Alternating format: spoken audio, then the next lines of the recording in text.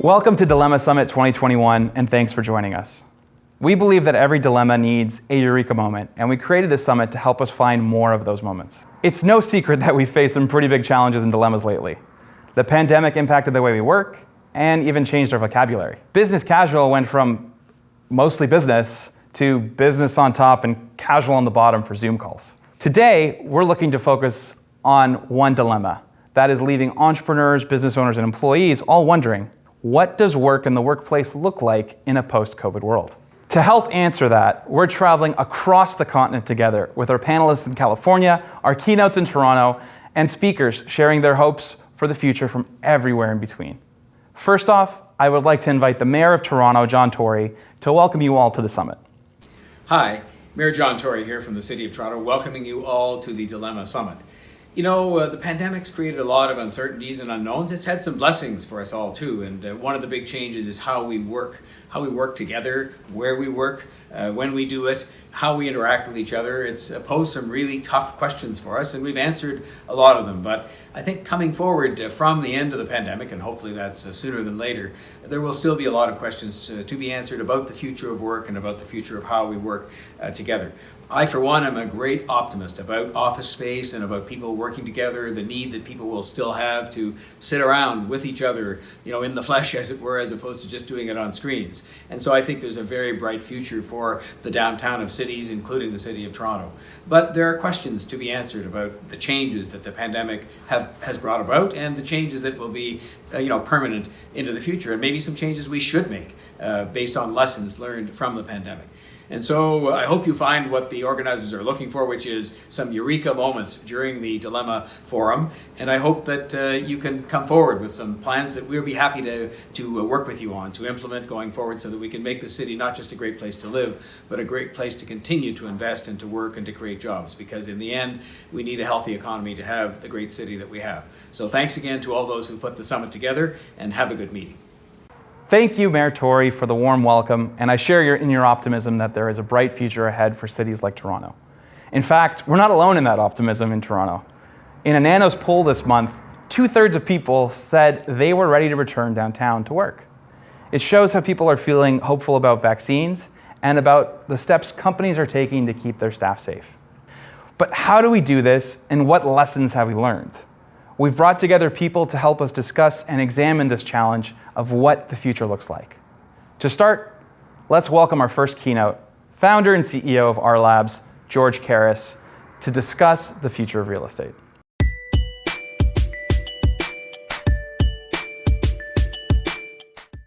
Hello, everyone. My name is George Karras, and I'm with R Labs. I'd like to thank Peter for the opportunity to address you all at the Dilemma Summit today on the topic of the future of real estate post-pandemic. My overall message for you all here is that real estate is in an era of transformation, and there's no ignoring it. The only question for you, your true dilemma perhaps, is what role you will play in this transformation. And to help you, I'd like to share some context, I'd like to share some information, and I'd like to share, perhaps for some inspiration. So this era of transformation in real estate is coming from the sum of two forces, disruption and innovation. Disruption on the outside forces bearing into real estate, and those being economic, those being political, regulatory, which we've always talked about, but increasingly, talking about climate, talking about technology, and obviously talking about the pandemic. But also some forces of innovation that we're seeing, and we have good evidence of that from an industry which, quite frankly, has a relative dearth of innovation skills, really beginning to take innovation very seriously. And while technology is going to be key to both disruption and innovation, the key in this transformation is going to be the business model. If you think about it, real estate is in the where business. Where do you work? Where do you shop? Where do you live? And technology, that's in the how business. How do you work? How do you shop? How do you live? So I think as we look into this model of what we do and where we do it, we were born into this business model of real estate, which, unlike other industries, has never changed its business model. We live in residential, we shop in retail, we work in office, and so on.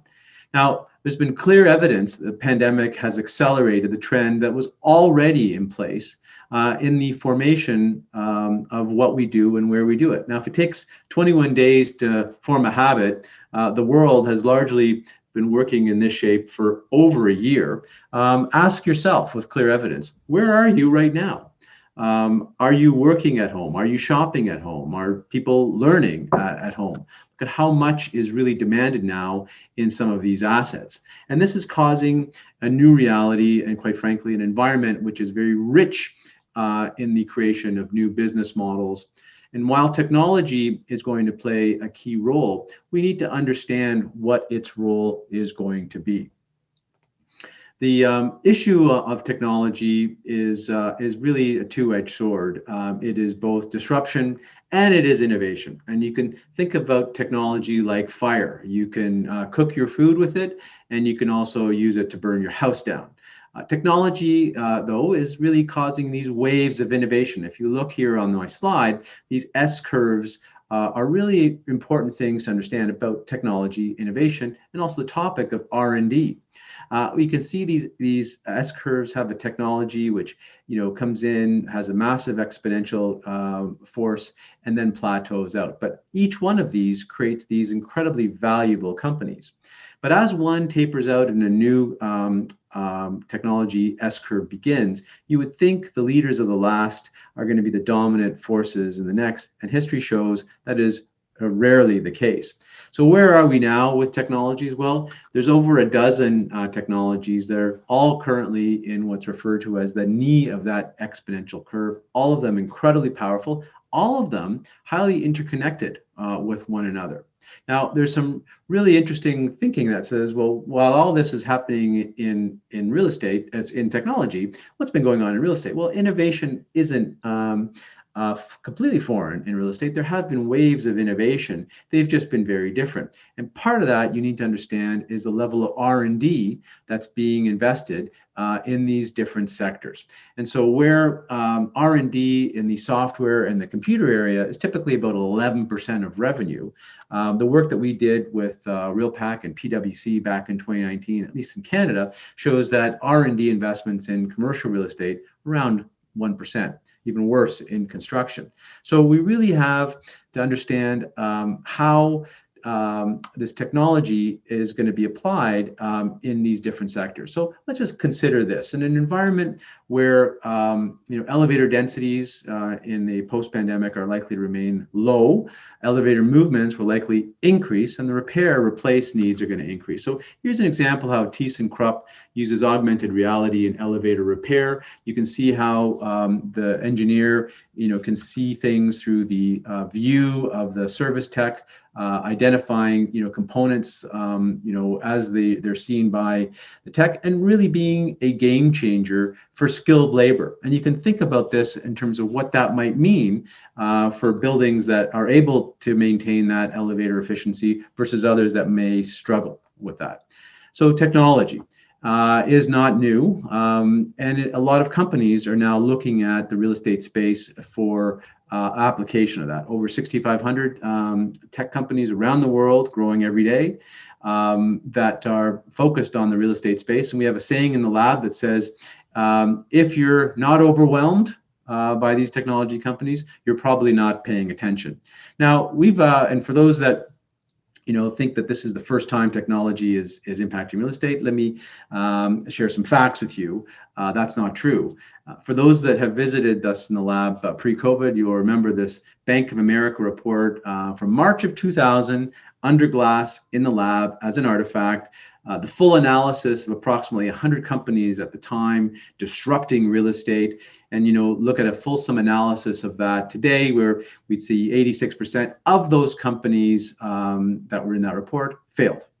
Now, that's not a number that's just exclusive to real estate. In general, standalone venture on their own, 80 to 90% of those fail. And so for these 6 reasons. So the question here is, are startups part of the innovation equation? Or are they part of disruption, especially given the probability of a high failure rate?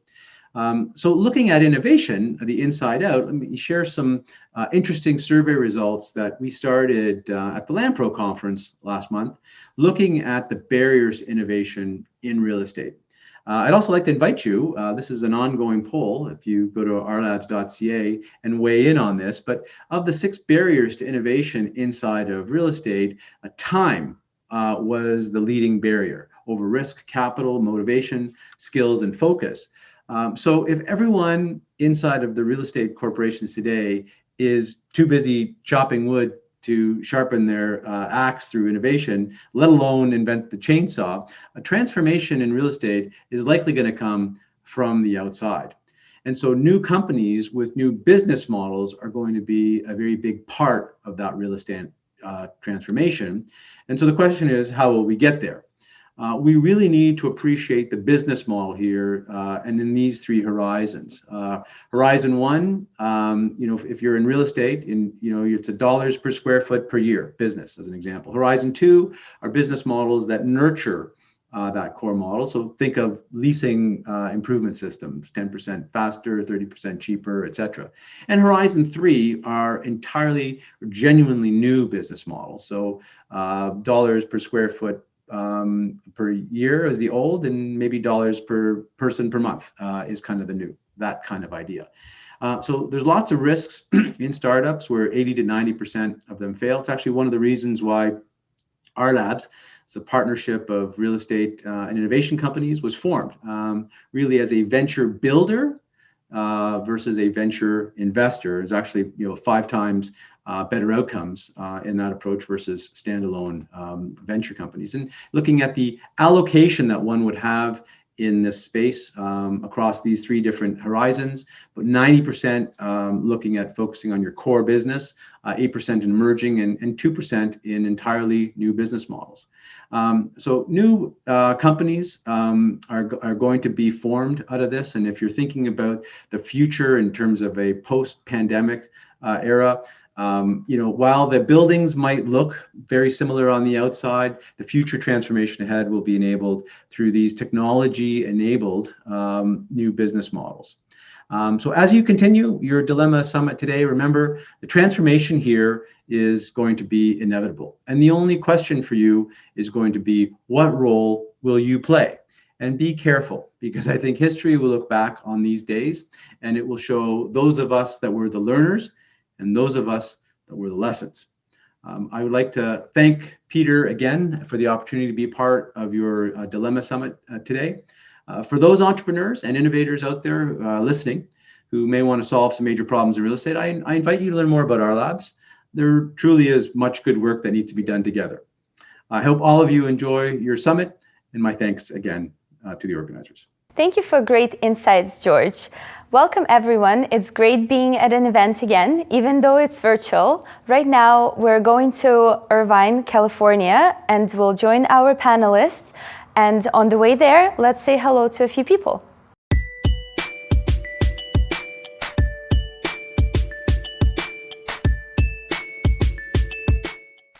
Hello, my name is Pat McCready. I'm a commercial real estate broker at Voight Real Estate, focusing exclusively on the office side. And we're here today with 2 other lovely guests to discuss the implications of COVID on the office market, what it means for the future of the office market, and return to work for employees and employee health. So I'd like to introduce our other 2 guests. Christina? Sure. I'm Christina Munoz, and I'm Vice President of Innovation and Business Development for Like-Minded Media Ventures, which is a fairly new tech and content company. And one of our projects is A Starting Point, which is also newly launched, a startup that's a civic engagement platform co-founded by Chris Evans, Captain America, formerly an attorney, and have worked with startups. My name is Alec Hansen. I'm a Senior Vice President of Production for a mortgage company called Loan Depot. Loan Depot's been around for 11 years. We're the 2nd largest non-bank lender in the space. Funded $275 billion in home loans, focused in residential. And I manage about a quarter of the country for our in-market branch network, so our local in-market mortgage professionals. Well, thank you for both of you for being here today. And I'll just kick it off with the first question. What has your experience been this year? When did you go from the office back to home? And what is kind of your reentry strategy for both of your companies? Sure. Do you want to go first? I'll go first. I mean, most like everybody, we went from in-market, in-branch. We also, the company has 4 major call centers across the United States, and we had to go home.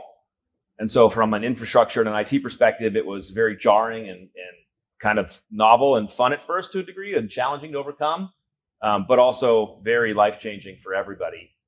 And so at this point, I think that everyone's insanity level has reached the pinnacle, and everyone's wanting to get back in office, get back into their communities.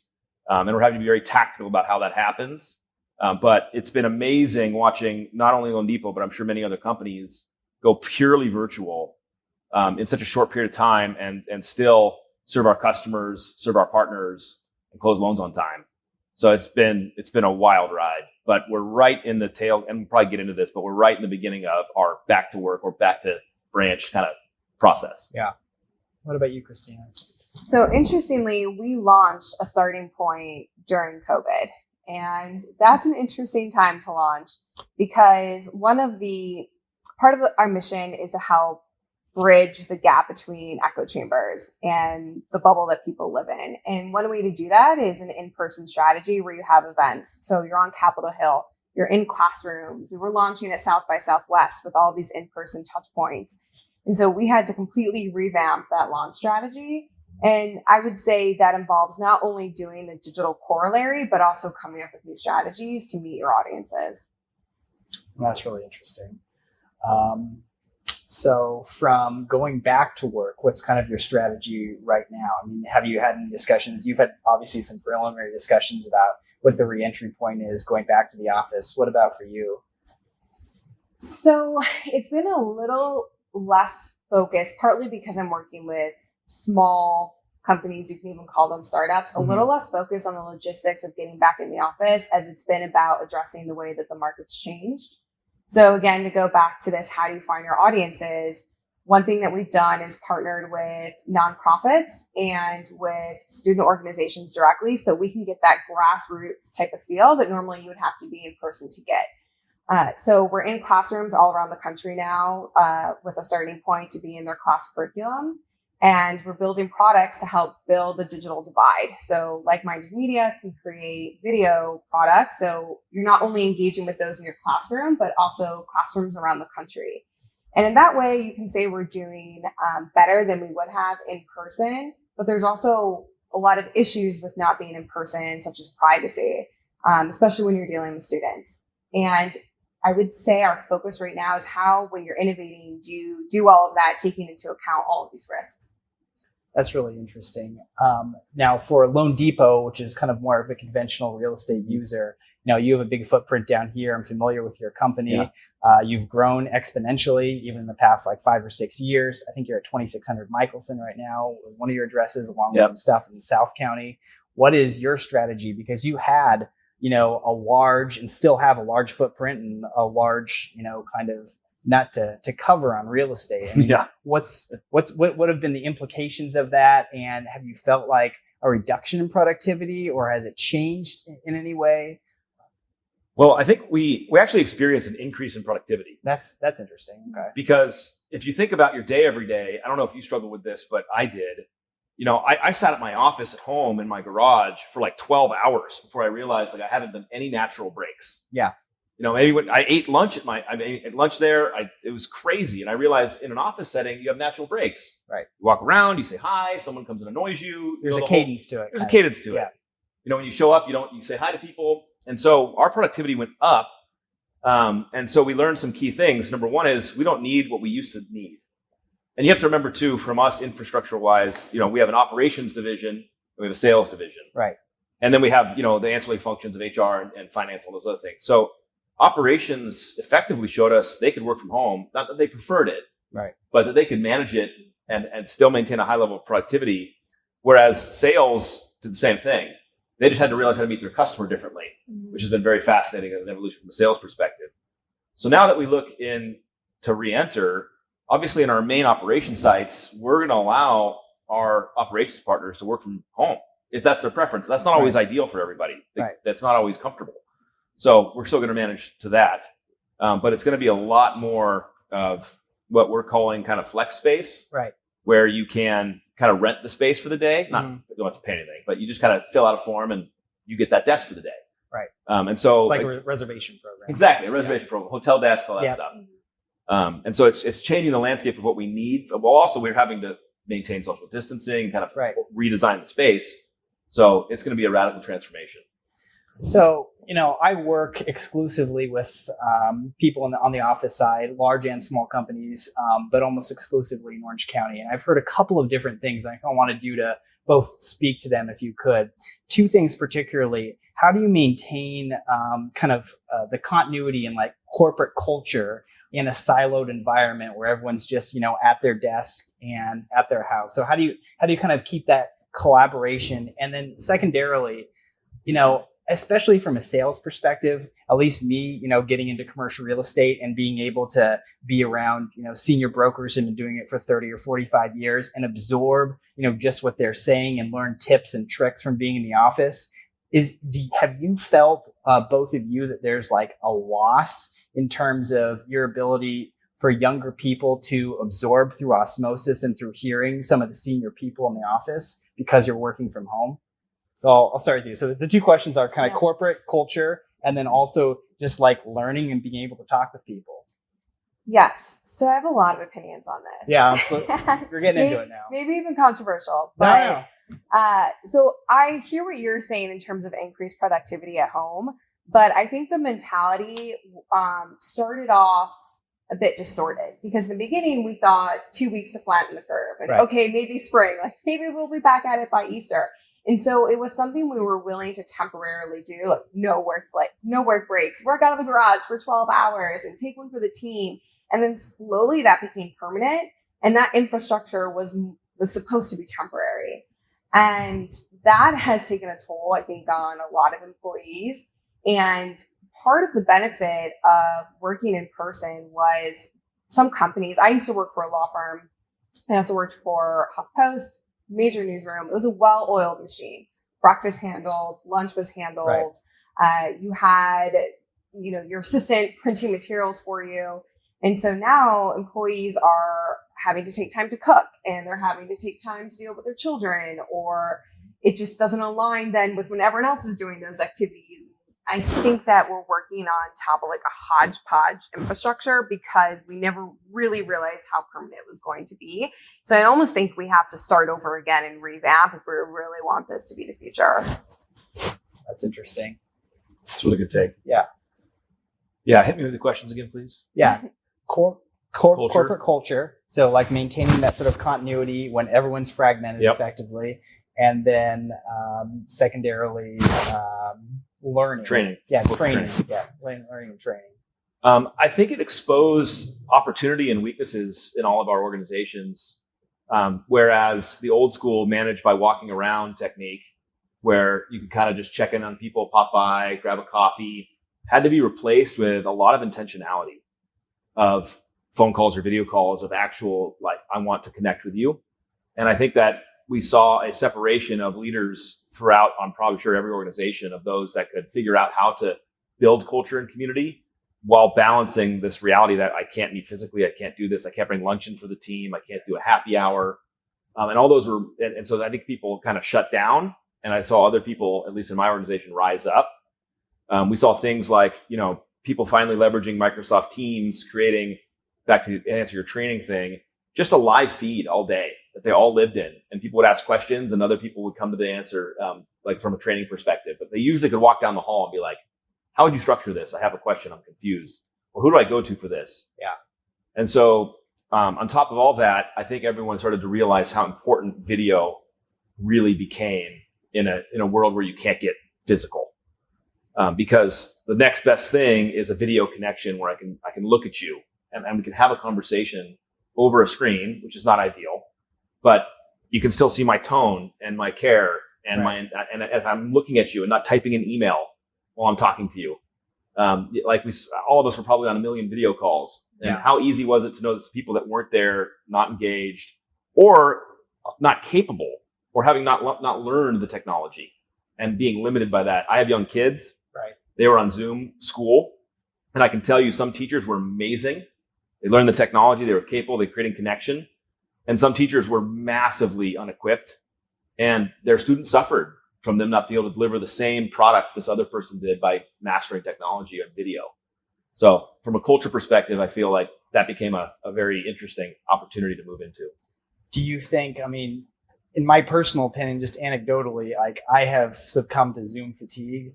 I mean, have you as well? I mean, do you feel like a more toggled approach where perhaps you're in the office 2 to 3 days a week and then at home 2 to 3 days a week could be like a happy hybrid for the future? Or is that something that you've kind of explored for loanDepot, given especially your significant real estate footprint? Yeah, I mean, two things. We all crave human interaction. Like I'm an introvert by nature. So I'm like, I get a dose of people and then I want to go take a nap. Yeah. But there are other people that just like build energy and they're excited. Yeah. And even me as an introvert, I'm like, when can I be around people again? When can I go be around my team? When can I have those high fives and those hugs and those happy hours? There's definitely a drive to go back to some level of normalcy. But I personally don't think it'll look like it looked like before. It'll evolve to be something new. And then we also have our in-market strategy with our branch locations. You'd be surprised, you know, in our office in Palm Springs, for example, people want to come in. They want to come in and I'm still shocked all the time. I'm like, you can just email it or connect your account and I can digitally access it. Like you don't need to come in, and they want to come in. So, you know, if you remove that and you don't serve the customer the way they want to be served, you risk them going somewhere else where they can get that service. So I think we're on the precipice of a major evolution as we step back in. And I think it's going to be fluid. I think people are going to be figuring it out as it goes on. Right. But I don't think it'll be the same. Yeah. I mean, going through it and talking to small business owners on a daily basis, I've effectively observed three things. One, the individuals are the small businesses that are going to work from home indefinitely. There are 3 to 10 person firms. Maybe they're taking, 1,000 to 1,500 square feet, and they are completely fine with that. 2, the companies that really do need to be in the office for whatever reason. I've seen like structural engineer and engineering firms where you're talking with people every day and you're looking at big blueprints and the collaborative effort that's needed there to achieve those tasks. It's been somewhat inhibited by this. And 3, what you're talking about, where there really is kind of like a hybrid model. And I think that is going to be probably the largest of the segments moving forward, just kind of in the very preliminary way that I've seen things flow out, where you're taking a smaller footprint, but people are still coming in. I mean, I can just speak from my own wife who works at Salesforce. They just built out an entire floor at 400 Spectrum, and they won't even get to use it till July. But they want to be back in the office so badly, but not every day a week. They want to be in, on a Tuesday, Wednesday, Friday, something like that, and then be able to work from home the rest of the time to have a more of a work-life balance. So I have a fascinating and I saw you smiling. Well, it's just so funny. So I have a really good friend who works in graphic design and design with Google. Yeah. And they relocated to Nashville. They were local here. They relocated to Nashville. There's an underlying thing happening there where they're saying, hey, we're starting our reopening plan. And a lot of the employees have coined this new term of, you don't get to localize me. Yeah. And they're saying, we don't want to come back. Yeah. Mm-hmm. And they're saying that that as an employee, that you're localizing me and basically, discriminating against me. Right. Because I'm not local. Right. And there's a fascinating undercurrent there. So, you think about this complicated emotions and relationships with this thing. Right. Yeah, please go ahead. Yeah, there's so much benefit to being in person. There's a quote I love, the less of routine, the more of life. Yeah. And so all of that is lost in its most extreme in just coming in for Zoom calls. But even what you're saying, if you're localized, you're stuck in that market. But what is going to entice someone to work for, like, I work in LA, so a talent agency. Those don't pay as much as tech, but the idea is there's interesting people coming into the office. You can go to, great meetings and be a fly on the wall, much more sensitive in a virtual setting. And sometimes it's just serendipitous. And so especially for folks who either work on the business development, sales side, or really young and growing their careers, it's really tricky to stay remote. And I think that there could be an opportunity, blending what you're saying, of maybe it doesn't have to be coming to the office in this localized setting, but getting in-person opportunities in a very distributed way. I've got an interesting kind of follow-up question for you. It's a little bit controversial. So, all these people effectively are siloed right now and not working together. Corporations are still profit driven, a lot of them, and everyone has altruistic undermotives. But, if there is downturns in the economy or things like that, do you think, and I'll start with you and then ask you, it's easier for corporations to engage in redundancies and firing people if you're not all talking, if you're not collaborative, and, Mary doesn't know Ben, doesn't know John, doesn't know Sam, and so they're not talking around the water cooler, and there's this lack of cohesion between them saying, wait, I can't advocate for this person or that person. And what do you think the implications of that are? Do you think it's real, or do you think it's just in my head too?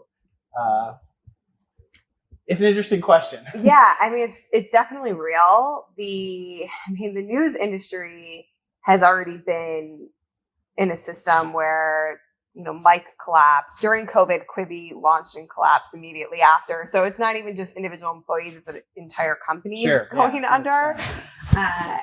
But I think some of it hasn't been fully realized yet because there has been so much government support. Right. And the idea is let's reevaluate later.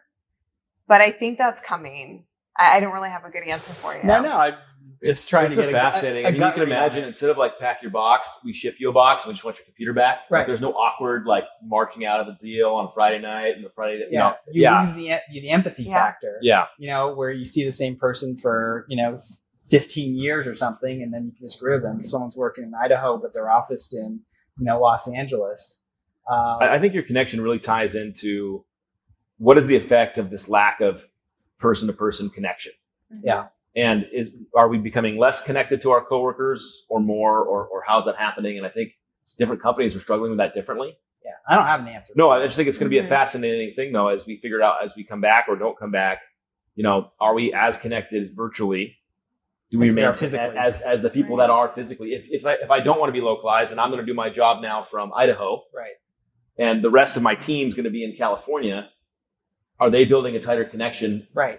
Than I am. And does that then imperil your advancement at that company if you're the CEO and you're the CFO and you see this person every single day busting their butt, and another person's probably doing just as good if not better, but you don't see them every day, and so perhaps you're not quite top of mind. You sift through their emails every couple hours, but this person's in there walking into the boss's office doing this or that. What are the implications for advancement for that other person who's working remotely? It's similar to the issue of not getting those serendipitous opportunities. So just look like right. Yeah. You miss out on opportunities. You miss out on the right relationships. And so for people, I think, who are really pulling themselves up on their own and not already connected, it's going to be a very difficult environment. And so as much as an employee has the ability to choose a company based on culture, I think that will be more key than ever. So for example, Michael Bloomberg is famous for wanting an in-person team for Bloomberg Media. Some law firms, my old law firm, you have to get permission to even go to the office right now. Whereas other law firms also in downtown LA, everyone's there and just wearing a mask. Yeah. And so I think based on what you need, you have to choose. There's an implication there that you should be at the office, right? If everyone else is wearing the mask too. Right. So it's very culture driven. And so I think wherever an employee personally falls in that spectrum, try to find that company as much as possible. But obviously, a lot of people were already in a place before COVID started and could anticipate where their company would go. Yeah, so true. Yeah. Do you have any other thoughts or questions? I've been thinking about this for a long time. If we're talking about space, and what it all looks like, I can tell you right now. I manage a little over 50 in-market stores, and we've got 4x that. They're not going to look like they used to look like. As our leases end, so a traditional one, even when I started back in 2003, you had these private offices where all the top loan professionals sat. Right. They had their awards on the wall, the plaques up. They had their face-to-face. They'd come in. And you have a bullpen in the center. Yeah. Then you have a conference room, and then you got like the cubicles and some stuff. Sure. Right. That will never exist again for our model. Right. Our model is evolving through that. We'll have hotel desks. We'll have collaborative stations. We'll have coffee bars, place to meet customers, and probably a studio for content creation for the sales team, that's radical in and of itself. It is. Yeah. So but the square footage we're going to need for that is probably radically different. We probably will like facilities that have conference rooms we can rent, as opposed to having to have full-time square footage on conference rooms we have to pay for. Right. If facilities have studios now that we can rent, that's more attractive. So I think that as our in-market footprint evolves, it's going to look a lot smaller. Yeah. To your point, it's going to save us a lot more money. Right. But in an environment where we provide a service and some financing to customers, having lower expenses is always good. Mm-hmm. It can mean a sharper price to the consumer. So it's, I can see us taking radical different choices as our leases come due and as we look for new space. Yeah, the way the space, I think, will be set up has to change. So, for example, when I was in a newsroom, we were already experimenting pre-COVID, and we decided no offices. And so everyone was in the newsroom floor, and you had to reserve an office to be able to do a meeting. And I mean, those were just so oversubscribed. It was almost impossible. Whether you had a really sensitive call, whether you just needed a moment to meditate. Ariana Huffington actually made a nap pod and places to meditate. I've seen those, yeah. Yeah, she was famous for that. But even at social, like Soho House, for example, which is kind of a working space, but also a social club, people are so desperate for a place to be on their phone that the hallways are packed and people are echoing on their phones while trying to do business calls. So I think that it's going to have to be reimagined to still be able to have some of those private conversations. But I also have a thought on the home office and I wonder if that's going to change residential real estate. I think we've been in denial for a really long time about how much we put on our employees at home. And some places during COVID have given stipends, whether it's to have an office setup like keyboards or a dual monitor, but also for childcare. But if you have teams around the world, so for example, an Australian news team, you're on the phone at 2 a.m., there's sirens going by, you're in your closet trying to, get your Wi-Fi router to work in there. And I mean, just the amount of things I would hear from our newsroom employees of how they were trying to make it work at home. And hopefully one experience that we've learned from all this is the burden that does put in on employees, and whether that's just a matter of employers providing resources or whether residential real estate itself will change to accommodate for that. But there's a lot being taken home. Yeah. And that's an interesting point you bring up too, because it tends to blur the lines between where work starts and where work ends. Mm-hmm. And that can be caustic in some ways too, because, there's this kind of internal dialogue that I've, just seen personally and heard from other people too. Should I take this email at 6 o'clock? I didn't even bother to go in the office today, even though you have, children and you worked long hours during that day. The definition between life and work can be a difficult one to distinguish. Have you kind of had that issue too? Absolutely. I mean, to your point, some people can't work from home for 1,000 reasons. Yeah. Just don't have the bandwidth. And they've dealt with it. They've been in closets or garages. Right. But to your point, they don't have IT support to set their modem up. They don't know what they're doing. Right. So there's going to be this, move back. A lot of us had to figure out and work from home how to take walks during the day and how to balance and how to center. How to break up the day. Yeah. Yeah. So we're figuring it out. I think that we're all going to evolve through it pretty strongly, but it's definitely going to change the space. Yes. I don't know. Co-working spaces will immediately bounce back, though, as the solution, because right now it's sort of the antithesis of what we're comfortable with, like a public place where everyone's touching the same things. And so while that immediately comes to mind as a solution, I think that's might be last in line. Yeah. And that's an excellent point you bring up, too, because you've seen the partial collapse of WeWork, and for a number of reasons, that was a company that was probably over leveraged. Regis and some of the better capitalized firms will probably bounce back quicker. Mm-hmm. But kind of to your point, both of your points, I mean, at least one thing that I've seen in negotiating leases and working through tenant improvements on more recent deals and seeing how landlords are directly responding to this problem, it's multifaceted. One, they're obviously giving more concessions to get people back into the office, right? Lower rent, more free rent, that sort of thing. The design behind spec suites has changed a lot. It is, as you kind of both alluded to, a more of a hybrid model where you've got this communal space, but then you also have what they call huddle rooms, which is kind of something that you had mentioned. Yep. And then more shared conference space, where you rent it out for the afternoon. But it's going to be, in my opinion, a slow transformation too, because it just depends on how well these landlords are capitalized. I mean, a lot of tenants are demanding HEPA filtration systems, which are $500,000 to $1 million renovations if you have to go, redo the air conditioning system, which they're requiring. Some of them are a little bit easier, contactless entry and the doors that open up and bathrooms that have, that are electrified, so the doors open up like that. So, but it's going to be kind of like a digestion, at least what I've seen, starting out in commercial real estate, with respect to how landlords respond and how effectively they can respond. And the ones that can't respond well are just going to continue to kind of diminish. Yeah, totally agree. And Loan Depot, is a perfect example, is a big user of commercial space. They're just going to be attracted to the buildings that have a lot of that infrastructure already set up, and where it's more of a plug and play model. Yep. And it's probably same with your company as well. You're just not going to be attracted to the buildings where they're lagging. Right. What other thoughts, questions you have? Observations, because you're on the other side of it. I'm just talking to office users. I'm in an office, but it's different. Right. I mean, a big thing is also just which markets are hot and maybe weren't historically. Yeah. So as we think point. through our future real estate strategy, a very different outlook on New York, for example. Yeah, there you go. And whereas LA, Miami, obviously have become hotspots, Austin. Yeah.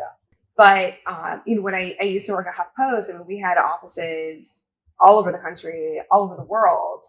And so now it's like trying to get intel on, it's hard enough to understand what's going on in our own country. Like, okay, New York's not cool anymore, but okay, now what does that look like in Germany? What's going on there? And in Italy, and to be able to do your global footprint, and for how long these trends are going to last.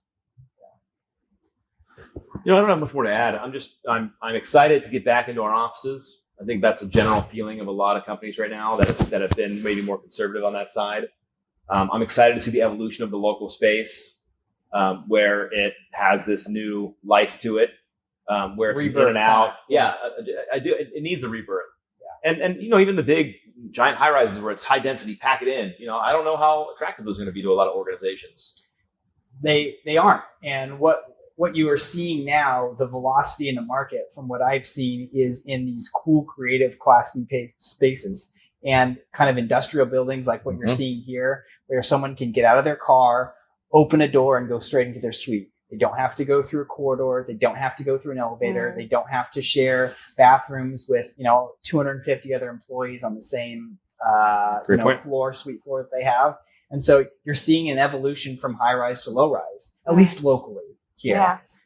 And some of the cheaper or some of the more greater concessions are stuff that you see in Class A buildings now, which is just a total reversal of everything I've come to learn and realize in my career. Right. So you're seeing that gravity just kind of go to this sort of product. So we have a few questions from our audience, and I'll start with you, Christina, and then move on to you. Best advice for an employer that has never had remote employees until last March. We're still trying to figure it out. So I hate to give the answer that it depends, but it's an honest answer. Yeah. For example, if let's say you want really young employees, if you have a big Gen Z strategy, maybe because you're in marketing and they know how to do online marketing. I'm not sure they're bought into all of the trends that we were just describing, like this ski on, ski off approach for getting into your office, because they've been really frustrated during COVID and wanting to meet people and start developing their work network. And so it could be too soon to know how everything's going to play out and to make longer term changes. I totally agree. I think some of the things too that I would add as just some flavor is focus on how you create digital connection and digital community. So I gave the silly example of all the salespeople are in a Microsoft Teams group.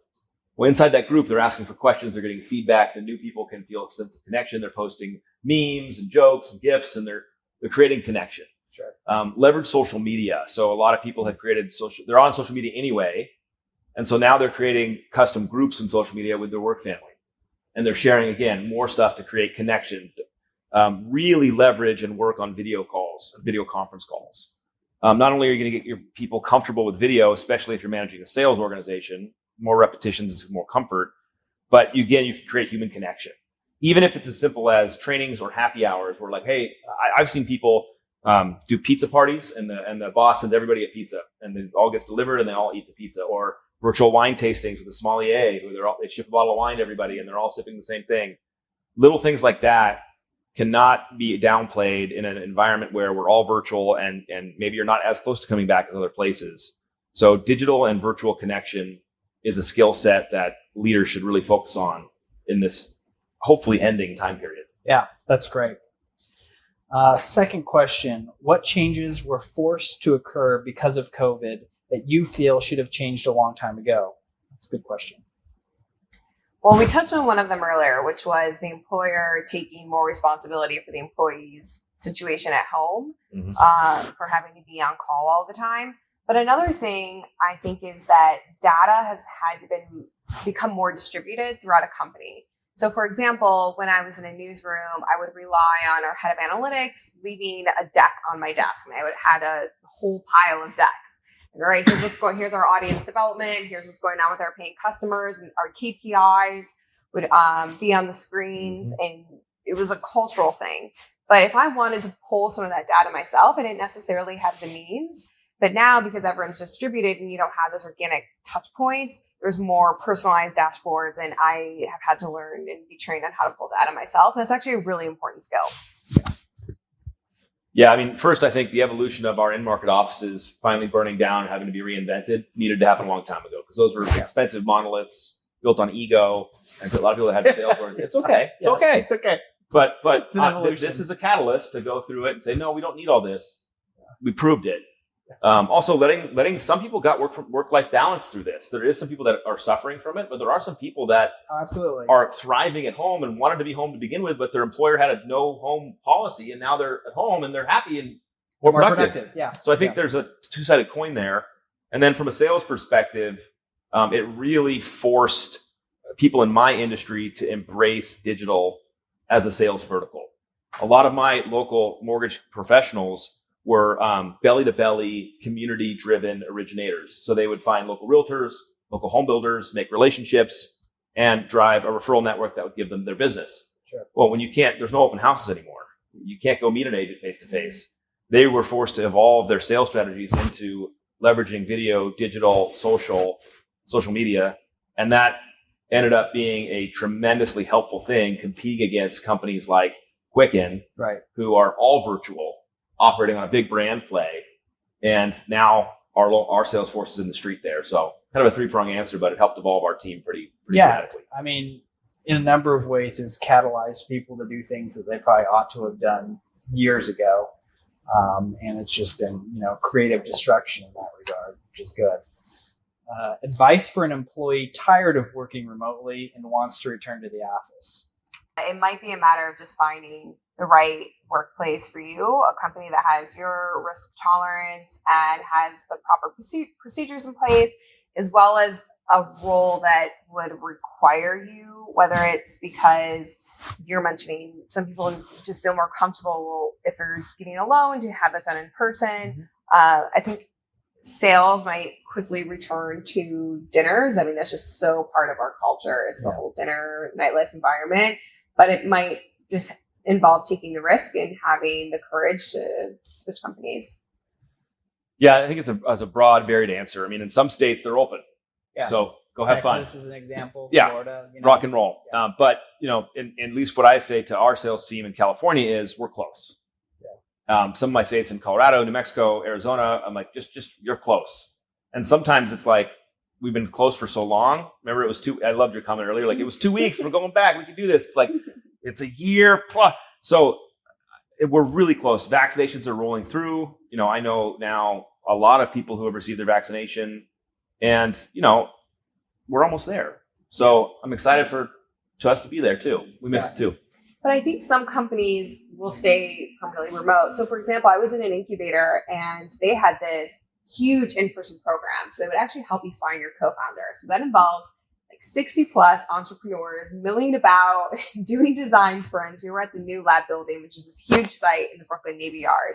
and doing design sprints all day long. Now that incubator is more like a traditional pre-seed seed investor, and they're just finding opportunities in the marketplace and not hosting this huge program. So, I mean, there are business models completely pivoted. And so I think in some situations, even though vaccinations are rolling out and people are returning to normal, not all companies are. That's a great point. Yeah, absolutely. Well, I wanted to thank both of you for your time today here. This was insightful and enjoyable and just wonderful. So thanks so much. Very welcome. And we appreciate it. That's it. Dilemma Summit, thanks so much for having me. I wanted to share what I'm most looking forward to for when we're all back together safely. I'm most excited about collaboration.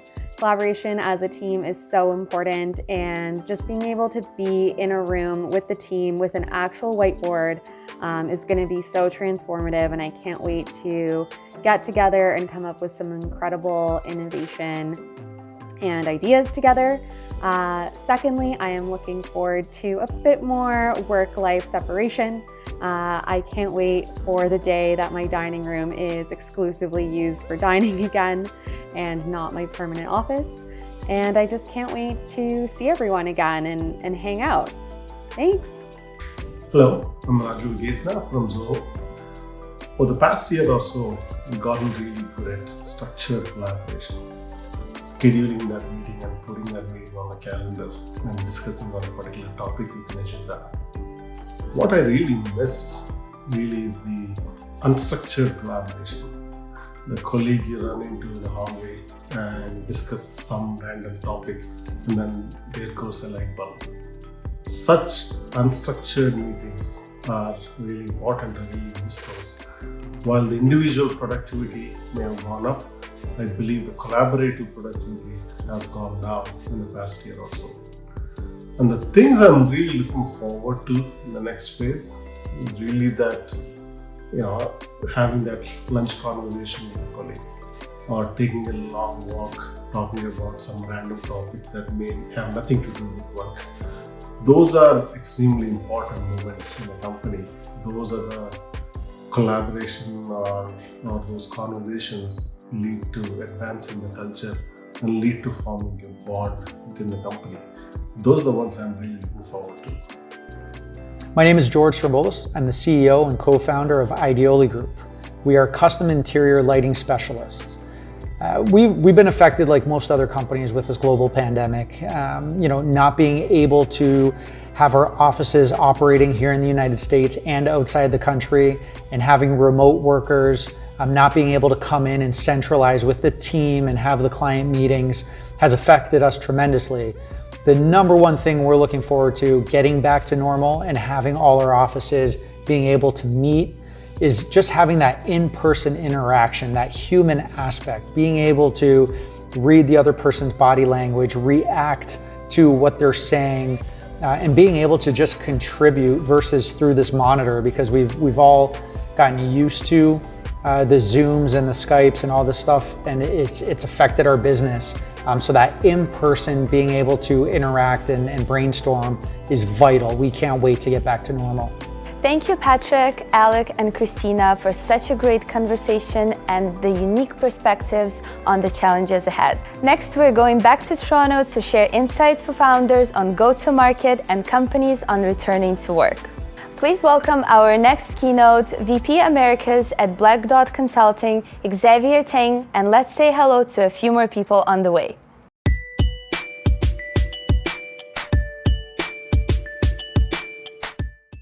Hi, I'm Xavier Tang, and I'm here to provide a somewhat positive reflection on the past 12 months. I recognize that it's been a difficult time for many of us. There's been great stresses on the economy, society, and our physical and mental health. But I also think that we've adapted in innovative ways, particularly in our way of working. And I think there are great lessons learned that we can carry with us into the future as we start to open up and return to our old ways. I'd like to explore some of these ideas through my own experience over the last 12 months. First, a brief introduction into who I am. I'm currently the VP of Americas for Black Dot Consulting, which is a boutique consulting firm that really operates in that space between the organization and its customers. We help companies create amazing customer experiences so that they can achieve great commercial results. And what this ultimately means is that we're really working with the sales, marketing, and servicing portions of companies. Before Black Dot, for the majority of the pandemic period, I was with Lyft in Canada. And before that, I was a agile and digital transformation leader with McKinsey & Company. As I said, I'm an agile guy. And you'll probably see an image right now of the space that I used to work in. This is an example of a crowded space that's almost hard to imagine nowadays, full of 20 to 30 people, everyone required to deliver a digital product. Everyone from product owners, developers, testers, BAs, lawyers, anyone you can imagine. And we all worked together in a tight, close-knit group. And we worked physically on the wall with sticky notes. That's the way I like to work. There's just something magical about moving a sticky note from in progress to done. And you just don't get that with project management software nowadays. And so this is the world that I came from. This is the way that I like to work. And I brought a lot of that with me to Lyft. And in the beginning, that's how I worked at Lyft, in a boardroom with my colleagues, collaborating together. But obviously that changed with the pandemic. One day I was with my colleagues at a WeWork space, very, very similar to the environment that we are here. And the very next day, we were all remote. And I found it incredibly frustrating. It was so challenging to try to collaborate with my colleagues. I felt like we were lacking focus and just not able to connect with one another. Meetings became so transactional. And like many of you, my days were just filled with Google Meets. And while I understand some of the theory around distributed agile, and there's a lot of talk about that nowadays, for me, it was a very existential moment of really thinking about whether you can actually do agile over Zoom. And I thought about this problem quite a lot. And it took a while, but as the weeks became months and the months became many more months, I started to adapt as well. And I started to take some of those core principles of agile that I knew physically in the room and started to apply it digitally. And so one great example is when we actually did full year planning for Lyft operations. And we did this digitally on a tool called Mural, where before we would have done this in a summit together with all the leaders all in one space. We created this mural board, this white canvas where we were able to share ideas, prioritize, move stickies around digitally. And what we found actually was that there was actually more interaction in this medium. Those that are a little bit more introverted, they're actually able to get their voice out. And it was quite a success. And at the end, I got a lot of comments around, hey, this was actually the best annual planning exercise we've ever done as a company. And that, honestly, it was better than in person in the previous years. And so I think if we are creative and we can understand the principles of some of the old ways of working and just try to apply it digitally, we can be quite successful. And this is definitely, a tool that I'm going to carry with me into the future as well.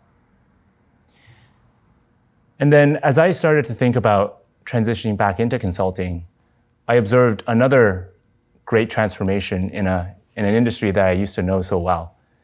As I started having conversations with my friends and colleagues from McKinsey, and also new colleagues and friends from Black Dot, I started to realize that there's been this great transformation in consulting. When you imagine a consultant, you probably think of someone with a little wheelie bag, 4:30 in the morning at the airport on a Monday morning, about to fly off to their client. And in reality, that is one of the biggest stressors in the industry. A lot of people, myself included, left because of that. It was taking a toll on our lifestyle and our ability to be with friends and family. And what I discovered is that throughout the pandemic, one of the fortunate shifts that happened was remote working and the ability to actually have impact with your clients in a remote manner. And we tested this. We were able to test this and show that it does work. And what I think this actually starts to create is this ability to create more sustainability in consulting. The ability for people who otherwise would have left to stay within this industry and do what they love, but do it in a sustainable way. And so I do hope as we start to open back up again and we start to get back to the old ways of working, we can find that kind of balance in consulting and be able to create a more sustainable way of working. And that's what I'm striving to do with Black Dot. At Black Dot, we've also seen similar shifts with our customers. In the beginning of the pandemic, many of them were really thinking about how to survive.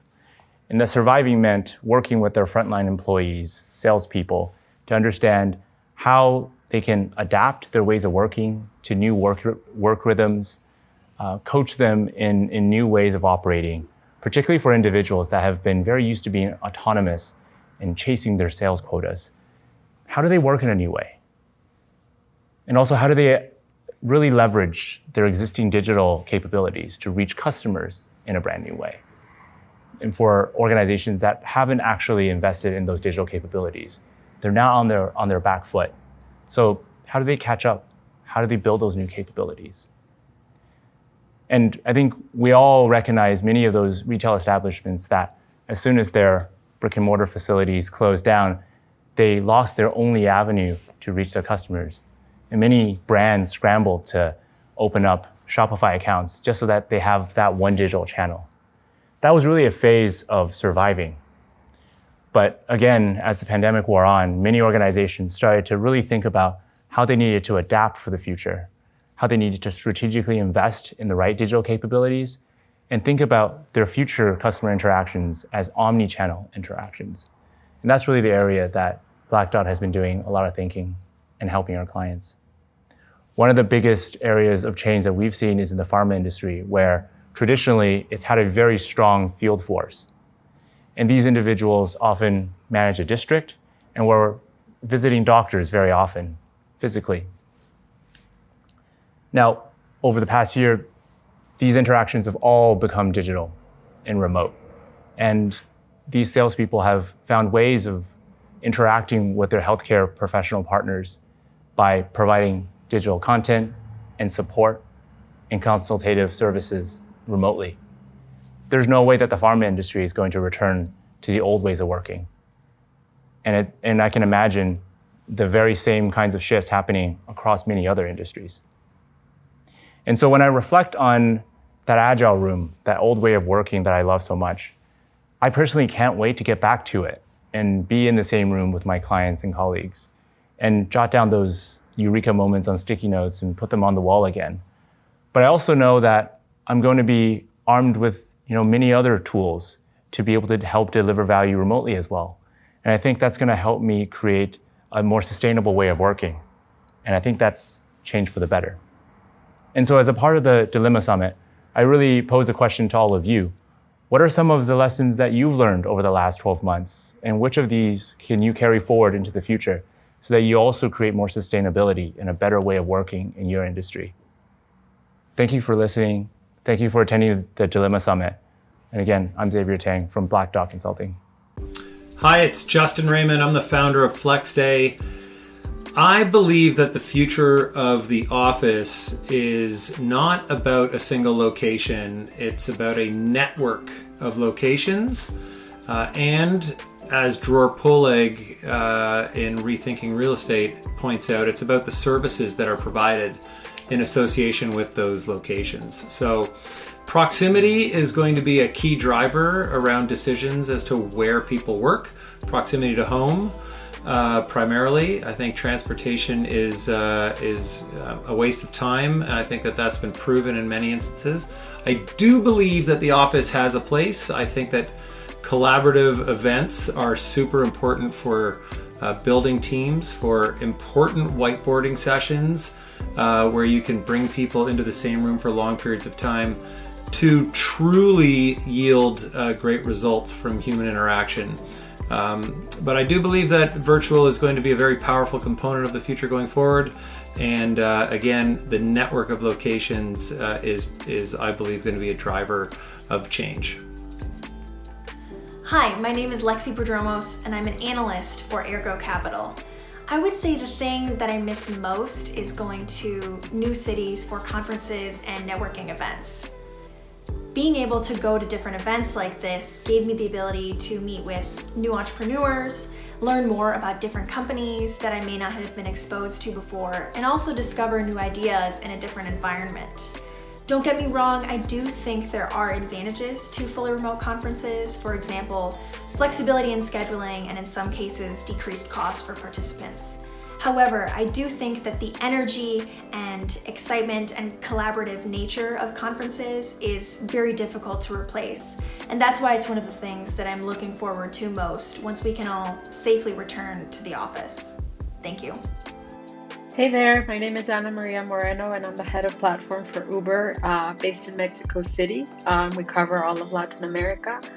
And prior to the pandemic at Uber, we actually had a lot of flexibility. So we were able to work from home whenever we wanted to and had a lot of opportunities to test out working from home and life as we know it now. So that hasn't dramatically changed for me. I think what I really miss the most is the opportunity to connect with my peers, connect with my coworkers and talk to them and really see how they're doing, have brainstorming sessions that are much easier done with a board live than over Zoom, and just having these opportunities to discuss and problem solve together in person. So that's what I'm most looking forward to when we get back to the office. Thank you. Hello, this is Ines Fernandez and I work at the TMX Group. What do I miss the most about working in an office? Well, definitely seeing my colleagues. I'm a people person and not having that contact with my colleagues in the office is definitely something that I really miss. Especially when I started a job during the lockdown. So I'm really looking forward to actually meet my colleagues in person. What else do I think I look forward to in the future when we go back to the office? You know those 5 minutes after every meeting when you get to talk informally to your colleagues about outcomes, next steps? Those are really important. I feel that's missed in those virtual meetings. As soon as you end, you move to the next one. So I'm really looking forward to go back to the office and have those informal conversations with colleagues and have actually been a lot more productive. Thank you, Xavier, for sharing so many great insights from you and your team at Black Dot. Our next stop is Canada, where we welcome our panelists, some of whom are already at their offices in Toronto. Please welcome Chris Fivey from Colliers, Hannah Parrish from Lyft, and please welcome back Peter Polidor from Ergo Holdings.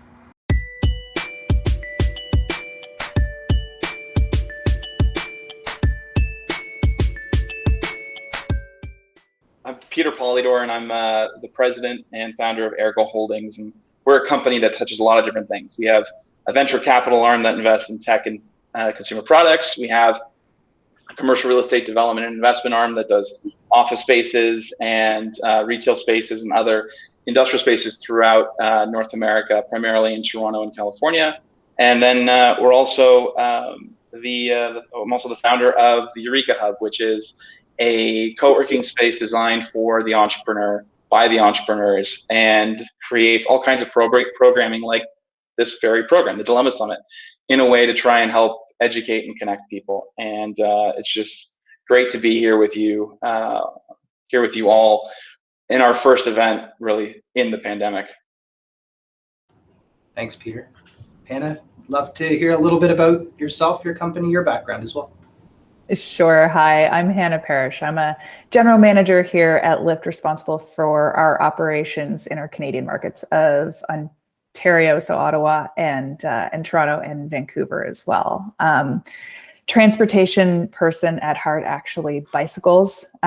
Came to Lyft because I'm just so excited about Lyft's mission to really build cities around people and not cars, improve people's lives truly with the world's best transportation. And for those who know me well, when I am not working, I am out on my bicycle or running with my dogs. So it's really just about that time moving for me. Excited to be here and talk about how we move people back into offices. There we go. Hi, everybody. I'm Chris Fivey. I'm a commercial real estate agent specializing in office leasing at Colliers International. And I'm here today with Peter and Hannah to discuss the futurism of back to the office. We've had some offline conversations thus far, and we've got a laundry list of questions and thoughts about getting back to the office in 3 completely unique perspectives. Thank you, Peter, for organizing all this. Thank you, Hannah, for attending. I guess I wanted to start off this conversation with trying to put a little bit of an outline on this, and that I recognize that everybody out there is speaking from their own perspective, i.e. tenants saying, I'm never going back to the office space. In reality, they know they are, but it's in their best interest to say they're not. And then landlords saying, oh, it's going to open up next week, no problem. So let's try and remove our own self-fulfilling biases from this conversation if we can, and really think from a perspective of how we think things are changing or have changed already. And let's also try and think of it from a perspective of the good things that are happening, not necessarily the difficult things. So I guess what I'll start off by saying is my perspective in terms of the back to work that I think we're going to experience anywhere in the next 3 to 12 months is going to be that of about an 80% capacity. I feel there's going to be a lot of people that want to work from home. There's going to be a lot of people that don't want to work from home at all. It's got to do with demographics, family situations, work culture, the environment they're going back to, all of that rolling into one giant ball of how much time do you really want to spend in the office, and how much work-life flexibility do you want to create for yourself? So I guess I wanted to open up with that question is, when do you think we are going to go back to the office? And what is it going to take to make people feel a little bit more comfortable getting there? And I'll start with Peter. Oh, well, thanks, Chris, and thanks for taking part in the summit today. So that's a great question, and it's I appreciate the way you painted the whole thing here, because it's so true. And what we've been seeing a lot of, because on the venture capital side, we have a lot of portfolio companies that have all been looking at, do I need office space? Do I need a place for my team to meet and whatnot? And we've kind of seen what I would call 3 camps. We've had the one camp, which is we're essentially going full remote, and we're going to be doing retreats, and we're going to need spaces for meetings going forward, but we're not really going to need a physical office presence. And that's been the smallest group in terms of our portfolio of companies.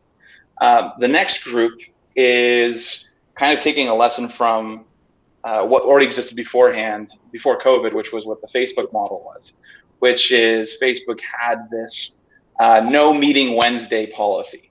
And why do they have the no meeting Wednesday policy? It was simply because if there's no meeting scheduled on Wednesday, then you don't have to be in the office on a Wednesday, which means you could work from home, you could work from wherever you want, you could decide to go to a coffee shop, what have you.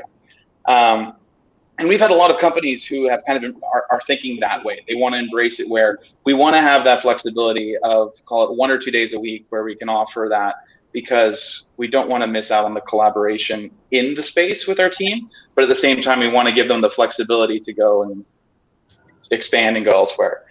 And then there's what my friends like to refer to as the Goldman Sachs method, which is you're all coming back to the office. I'll see you at 9 o'clock in the morning, and I don't know what time you're going to leave. 7 o'clock in the morning, and I don't know what time you're going to leave.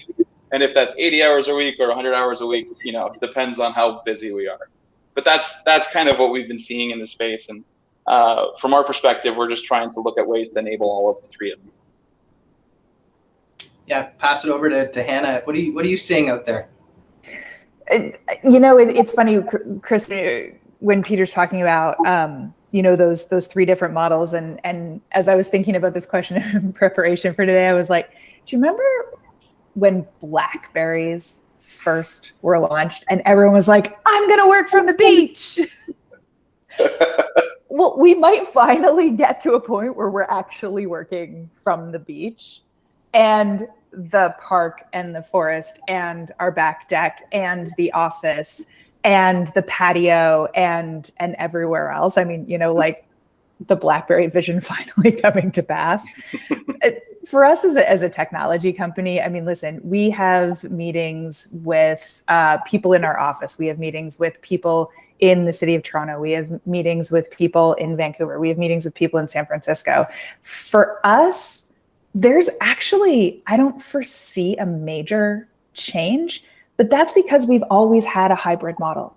We've always had, just get your work done. Like, we trust you as humans. We're all adults here. Get your work done, and we'll do what we need to do in order to maximize our relationships and maximize our productivity.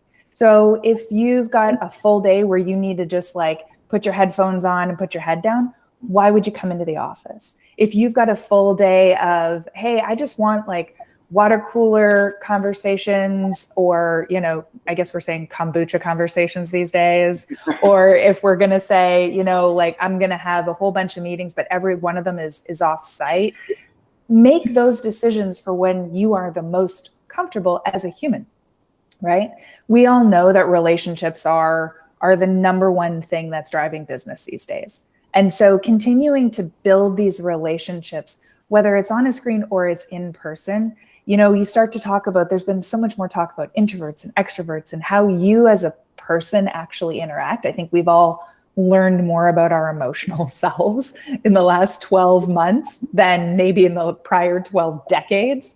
I think that it's really something that we're going to say, listen, you know, you do what you need to do. I don't think I'm going to tell my team that you have to be in on a certain day or you shouldn't be in on a certain day.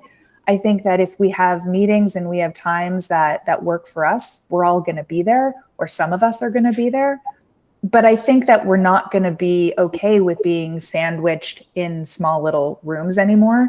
And I really, truly don't believe that we will come back on a regular basis until there are widespread vaccines in the country. Agreed with that. One of the terms I've been hearing a lot lately is the term work point.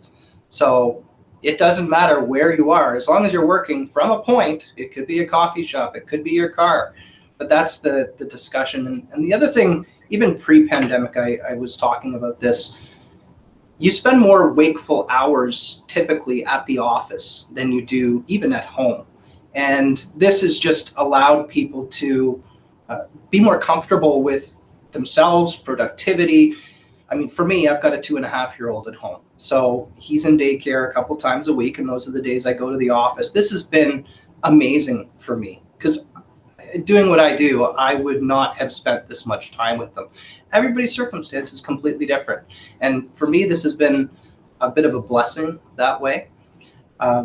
So in terms of all your locations, Hannah, have you seen landlords stepping up and doing anything differently in the properties to try and create a sense of comfort for yourself to bring employees back for when they want to?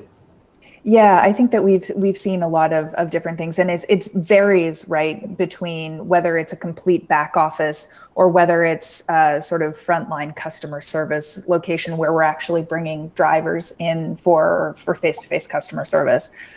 We've seen landlords help us with physical distancing, with directionality and signage. Really, it's about creating new social norms and creating spaces for people to be physically separated while together and still able to communicate, but having those physical barriers or space between them, and working with landlords to help us really ensure that we're able to sanitize more often, clean more often, have the right access at the right time, and ensure that we have that distance has been so very, very helpful across a lot of our offices. And Peter is one of the top-notch Eureka hub in the downtown east. Is there anything you've done in that building to make people feel more comfortable about coming back to work? Oh, absolutely. And I think it's kind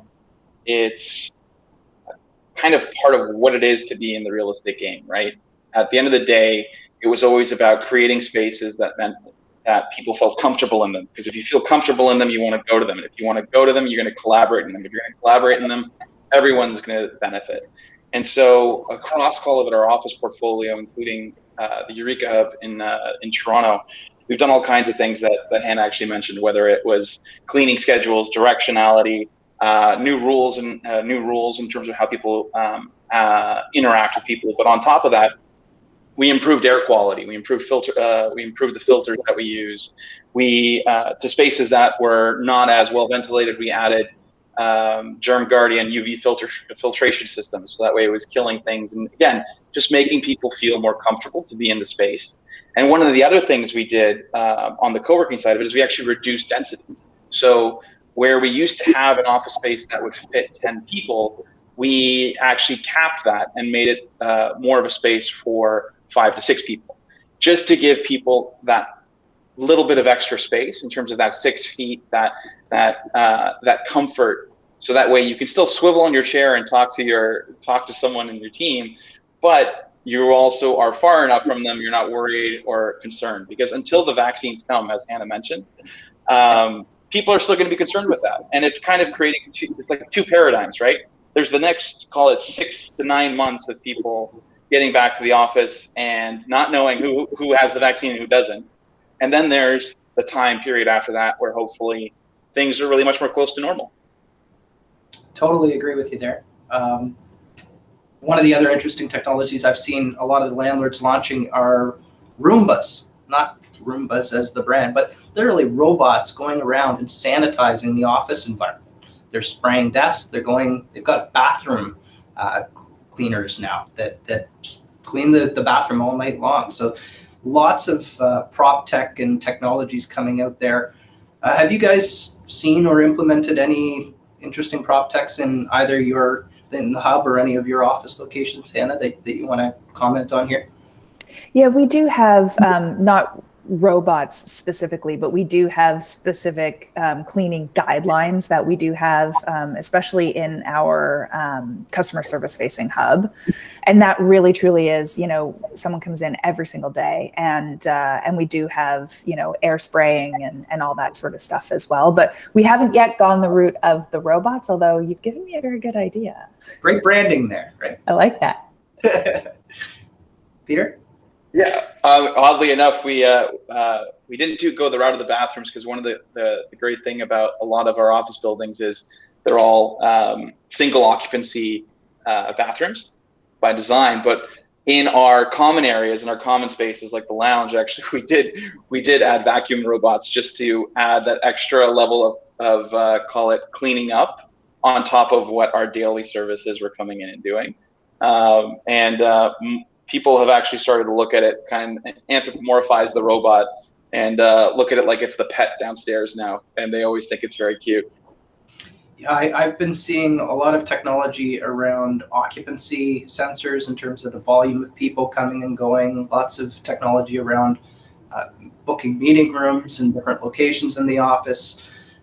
For me, one of the tough parts of getting my head around is the concept of hot desking. Many companies they were operating on a hot desk, but how do you feel comfortable going into the office when somebody could have been there just the day before, and you need to know that that space has been cleaned properly and that you're safe? So that's the increased cleaning is certainly something that I've seen across the board.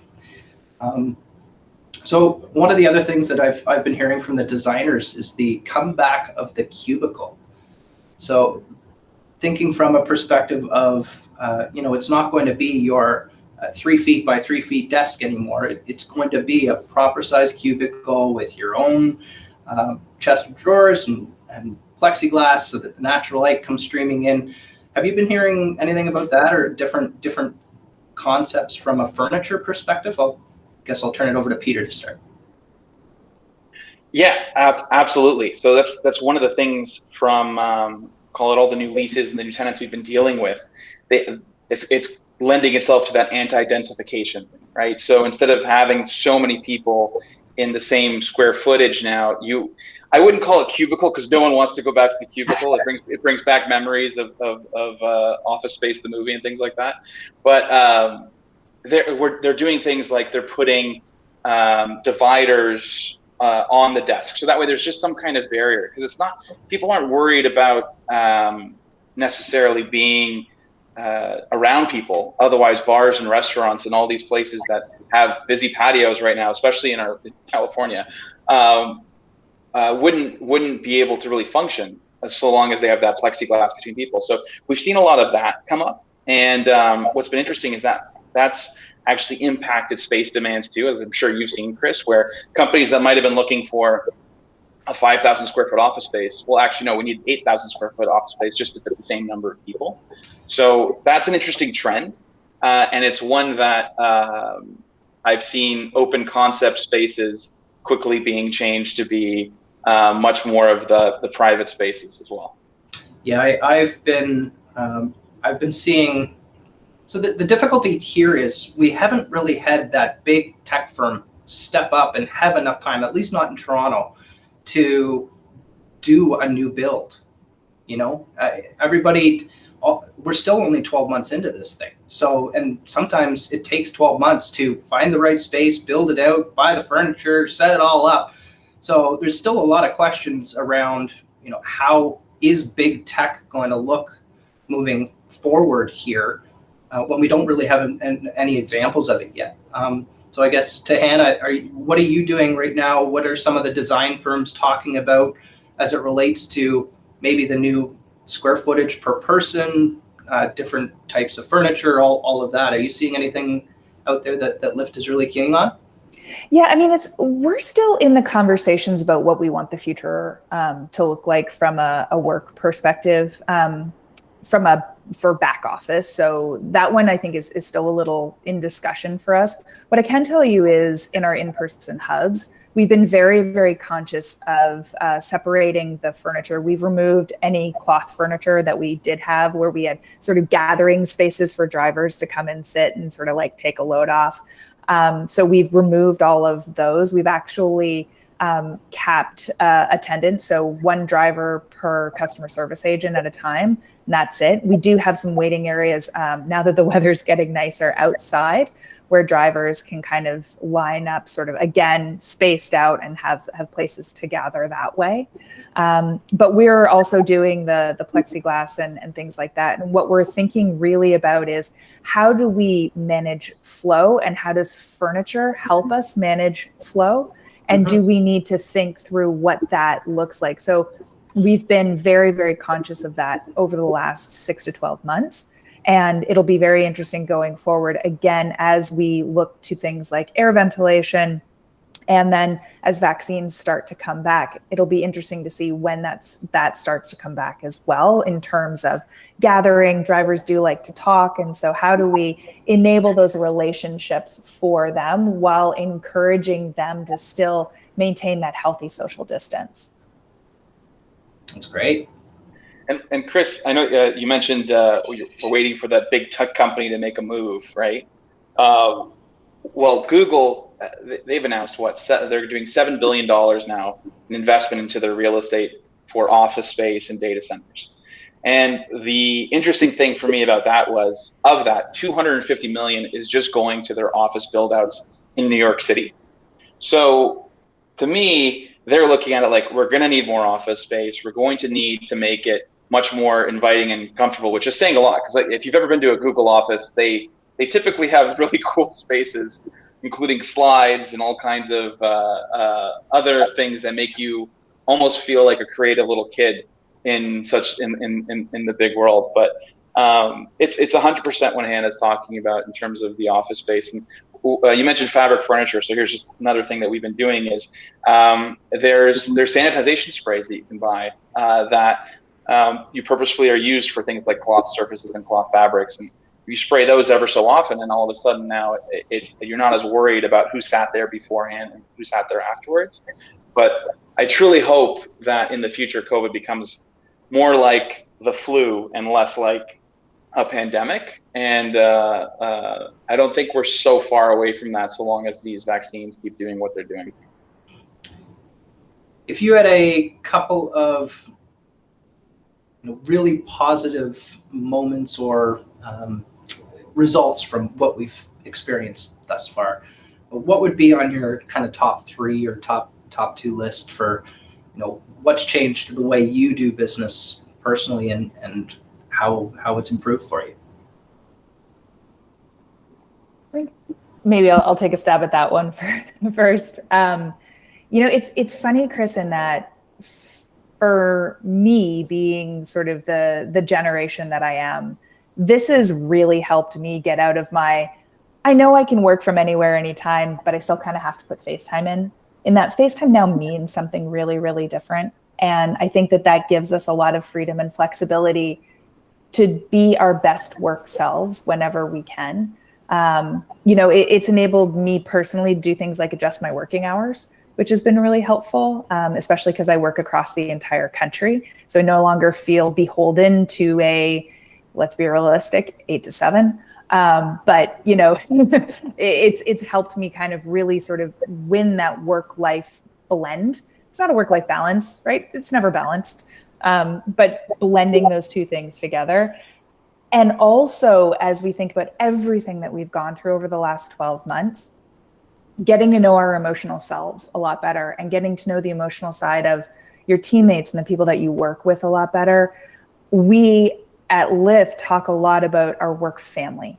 And we do have this family. So how does that translate then into an office environment, right? Well, I mean, we were talking just before we started this about how we're starting to see, there's been a couple of concerts that have been announced here in Toronto, one at, I think, Bud Stage in July and one at the Scotiabank Arena in September. We're starting to see people coming back, to your point, to patios.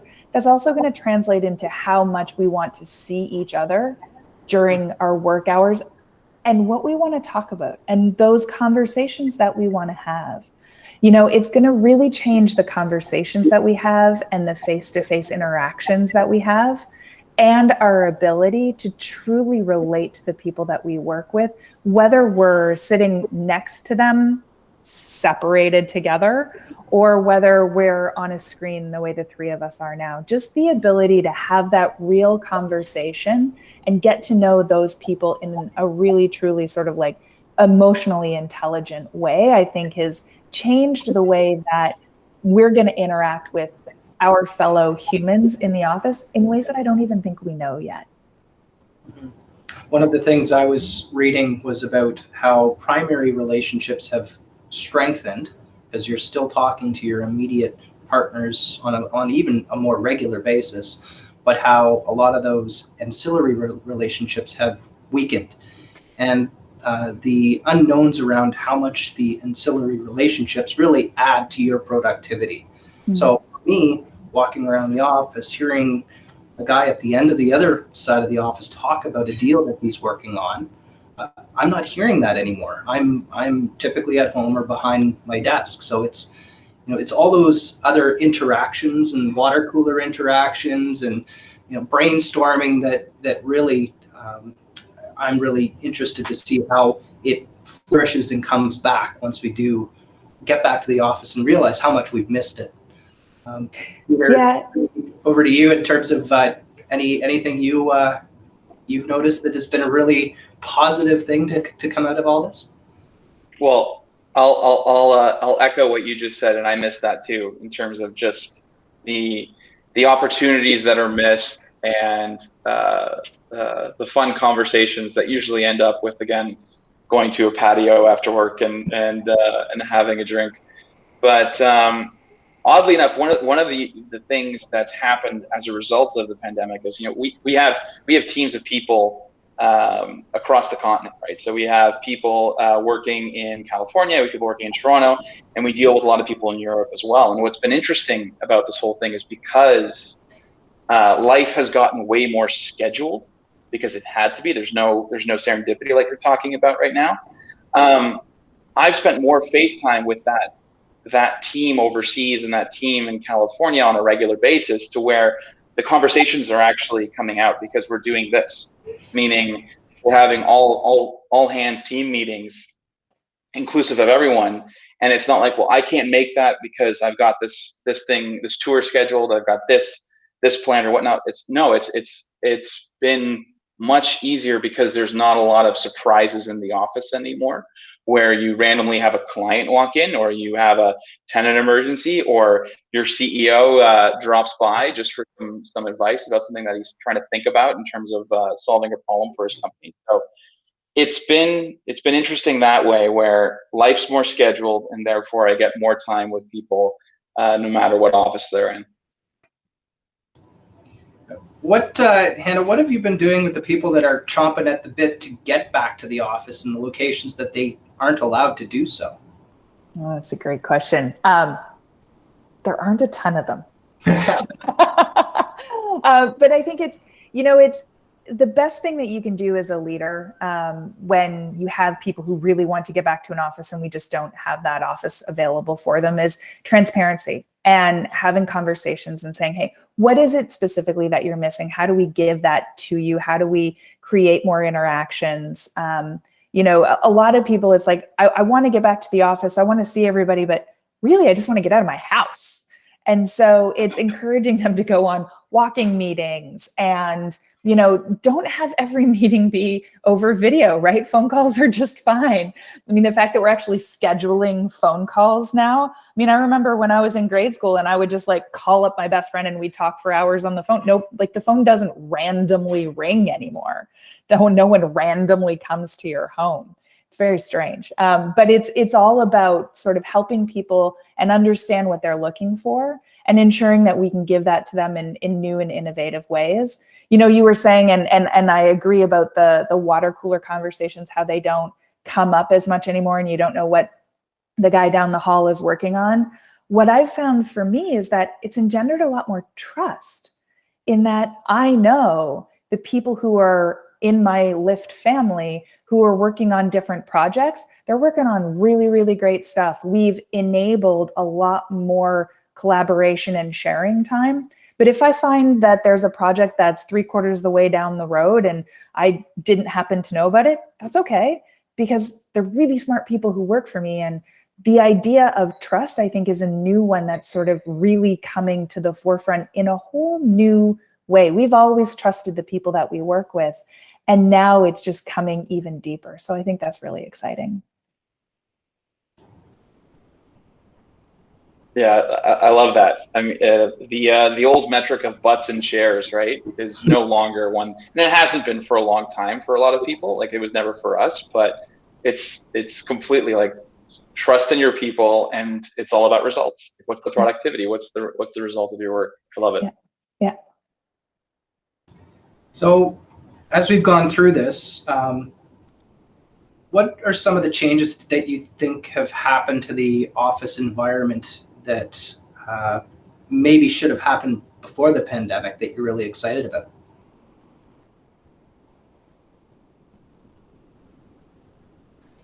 It's a great question. As we start to plan for the return, if I can call it that, and as we start to look at how we're organizing our office environments, especially for our in-person hubs that we've had throughout the pandemic, the one thing that I'm so glad we've done, and I think always did, but again, it's just amplified. There's a lot of things that have just been amplified, is really encouraging every single employee to ensure that they know that they have that voice.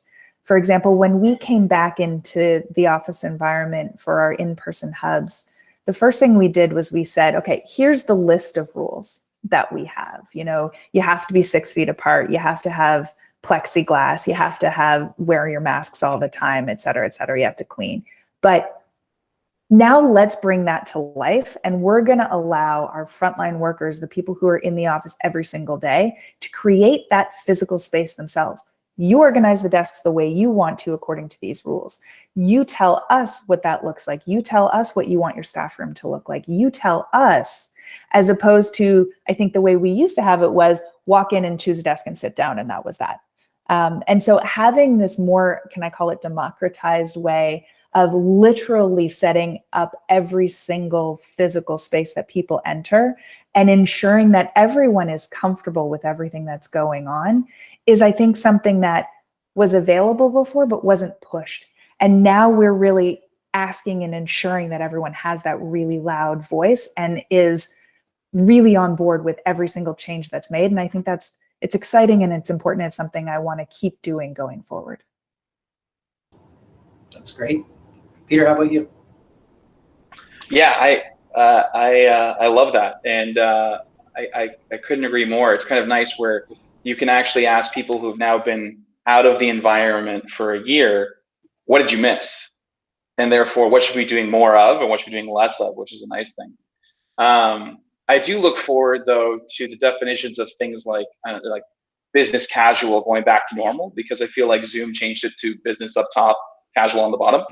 And as much as that is an entertaining thing, people, at least when I talk with like colleagues of mine, friends of mine, they miss having an excuse to get ready, as opposed to just throwing something on because you have a Zoom at 11 o'clock in the morning. And like that's an important thing. It's an important about your mentality, right? It's an important about what that impacts you, because it's a proven thing from psychology that when you look at yourself in the mirror, that's you're projecting yourself. And if you're constantly in sweatpants and a t-shirt, it's not going to be good for your psychology long term. And so there's a balance there, and there's things that we want to do, and it's again asking what it is that people miss the most, and trying to really double down on it. And I know from our staff and our team that we talked about, they miss the spaces that allowed them to actually congregate the most. And maybe that's just because we're all just very antisocial right now. And they also missed just having kind of not just a desk, to what Hannah mentioned, right? But actually having other spaces that they can walk into, put their feet up and start working away on something. And whether that's like a lounge setup, whether that's a coffee table, whether that's different kinds of desk options that are all hot desks, to your point, Chris, it's changed. It's not so much people are attached now to that computer that's on their desk, because for the last year, the only thing they've been attached to is their phone and their laptop, and that's mobile. Yeah, it's so true. How about from a hiring perspective for both of you guys? Have you felt like this has opened up the world a little bit more to hire from really anywhere? Start, I guess, with Peter. Like, if you need somebody to run some numbers on the next building you're going to buy, you could send them to somebody in Newfoundland instead of somebody that works in the downtown office tower. That's a really interesting question. And for certain tasks, which we would have already been thinking about, call it sending out to someone who wasn't local, whether that be things around the marketing world, sure. But for all the hires that we've had, and we actually had, like one of the people speaking today, Victoria, we hired her the week before lockdown started in Toronto. And so the funny thing is, she's now been with us for over a year, and she has not really experienced what it's like to be working for this company from a cultural standpoint.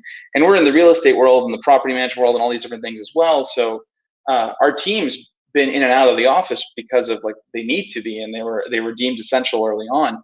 But it's all like, staggered, different. You don't have that same cultural aspect. So it's very tough to hire someone for a role that's important to your company's success that isn't in one of these hubs that your company operates in, because then one, they're not being called upon by your whole team because they don't have a relationship with them that they might have with someone who's down the hall.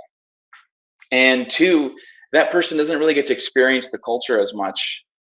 Sure, you can have retreats, sure you can have events, sure you can do these things to try and augment it, but that also takes a lot more time, effort, and work to do, as opposed to just hire someone who can come into the office 3-4 days, 5 days a week. Yeah, I think, Chris, there's real roles that really lend themselves to remote work. You can do it from anywhere.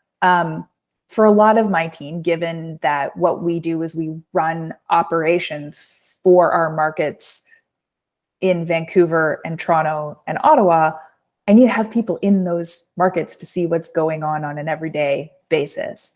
Whether there's a snowstorm and the TTC is on fire in Toronto, or I'm having a rain deluge in Vancouver, or it's -40 in Ottawa. Like, I need people on the ground who can see those things. By the way, all of those things have happened. And it's really about how do we understand and how do we kind of run the business on a day-to-day basis on the ground. And there are some roles, engineering, potentially marketing, et cetera, that may or may not be great for remote work. I think Peter's point about being conscious and intentional about building culture is true and always true, whether you're in person or remote. And I think that everyone is going to be in person less often and remote more often. I think there's going to be a hybrid, so that we are in general going to have to be more intentional about culture and about understanding and about inclusiveness. I think when we think about hiring in general, we always also have to think about how have our old hiring practices maybe served us in ways that weren't positive. And so I think this is an opportunity for us to use this as an inflection point overall to say, how do we re-look at our hiring practices?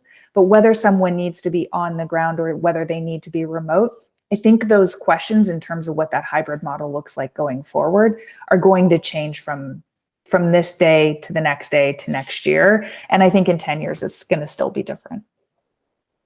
Yeah, the onboarding process, I know at Colliers has changed significantly, because, I mean, it's changed everywhere. How do you onboard a new staff member when, this is not a real opportunity to come in and here's your team. We're going to go for lunch today. It's drastically changed. But also to your point of the demographics of hiring and the age, the religion, the ethnicity, it's companies are hiring from all over the world at this point. It depends on the role, but people are hiring on a more readily basis all over the world. And it's been a really positive change in my books. Hannah, from your perspective, being a multi-city company, what's your best advice for an employer that's never really hired workers from outside of the local community?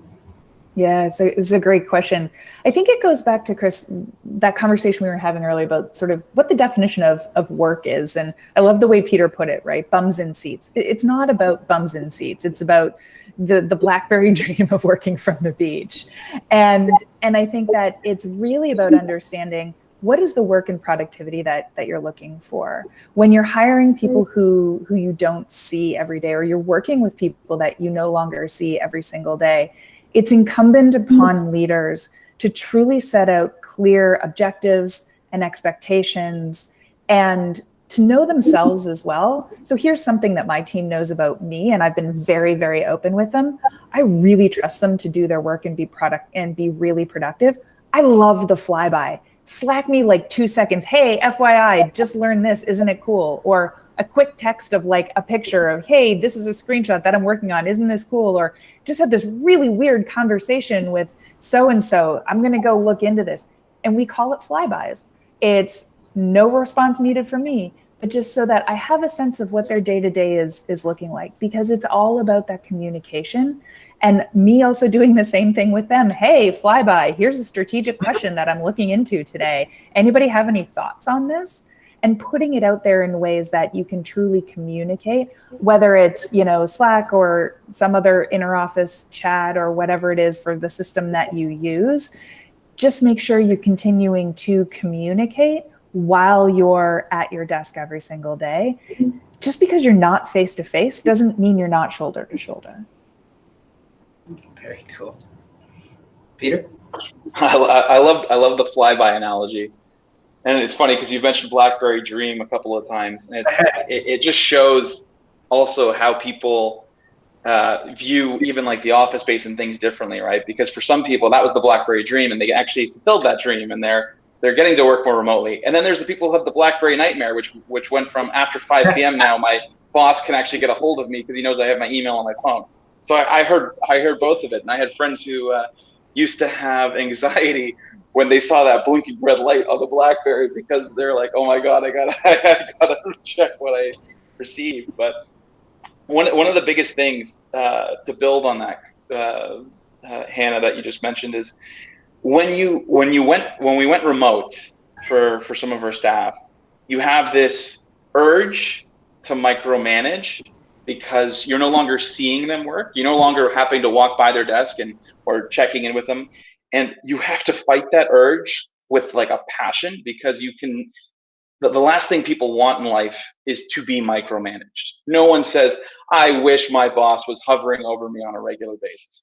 Never happens, and I don't really think it will.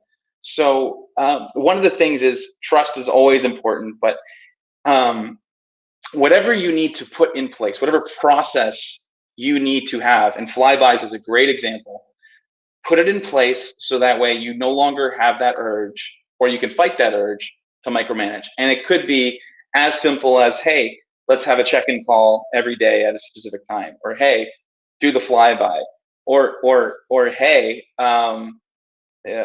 just let me know if there's something I can help you on every day, and if not, let me know what it is that your work, or that let it know if you have capacity for me to send you something to work on if you're wrapping up, which I don't think would ever happen, but nonetheless, it's an idea. Peter, I love your point about transparency.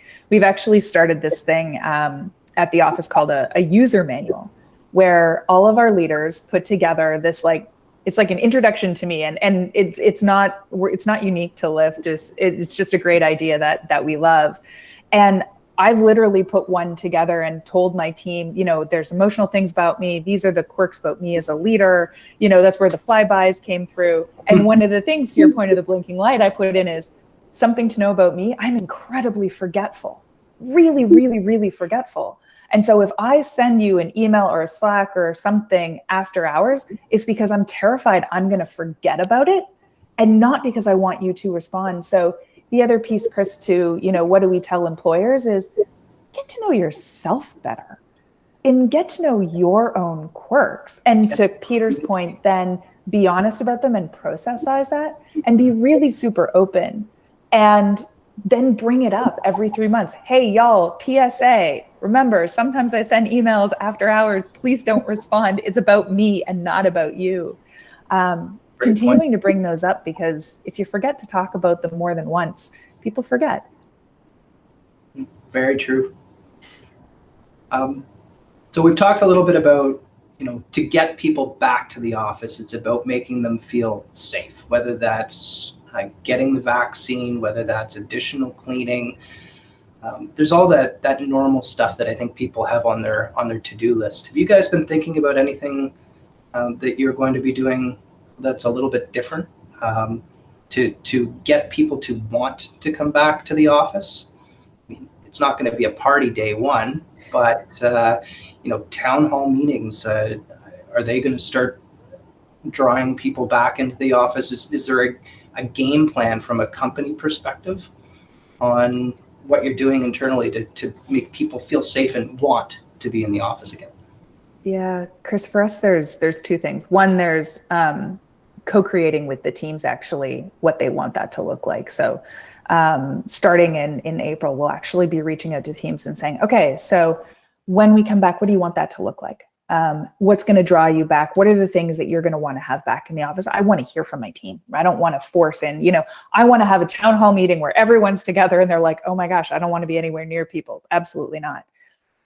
I would also be remiss if I didn't mention transportation in all of this, in that being at the office is one thing, but getting from your home to the office is also something. And we want to ensure that we can help and help our employees be as comfortable as possible, and really maintaining that ease of transportation. So whether it's public transportation, or whether it's taking a Lyft, or whether it's riding their bike, or whether it's walking, we want to ensure and understand what people's transportation plans are, so that we can also think through that way, because that impacts timing, it impacts schedule, it impacts location. And no longer in anything that we do as city dwellers is it just about the destination, the thing we're going to go do. Our transportation and our journey is now part of that consideration. And I think as employers, it's important that we talk about that and think about that as well. That's very true. I know I'm certainly comfortable coming to the office in the morning by public transit when there's nobody else at 6:30, 7 o'clock on my TTC car.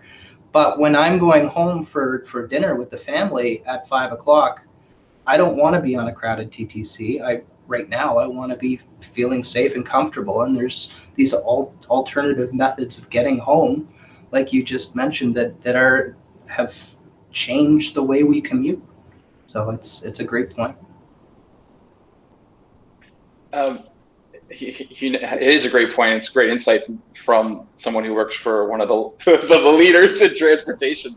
So it's something that I hadn't thought about. Thank you, Anna. I on this point, I don't have the best advice, because I feel like our whole team, we've been very lucky. Our team was not of the mindset like, yay, work from home. They were the exact opposite, meaning I had some people saying, please don't close the office if we don't have to. And even our newest of hires was like, can we still come in and can we still do this? And I'm just like, as long as it's okay with like from the city perspective in terms of bylaws and whatnot. But it was a very interesting perspective, because, and these were all the younger people on our team, mind you, that was the surprising thing to me. I was expecting it to come from the older people on our team saying, no, I want to go to the office because I've got a 2-year-old at home, or I've got kids to deal with, or I don't have a space for myself to work in. And we even did a survey of a whole bunch of CEOs and founders, and we found that of the 140 of them, the only ones who hated working from home were the ones who didn't have their own space, like they were using a dining table as opposed to having some nook carved out that was their space to walk into. But it was the younger people that surprised me and said, like, they didn't want to just, they're social beings, and they also wanted to learn, and they weren't going to do any of that at home. So one of the things we did to even try and augment that is we paid for all these online courses for them if they wanted. People who are in the real estate space, we plug them into all these different programs.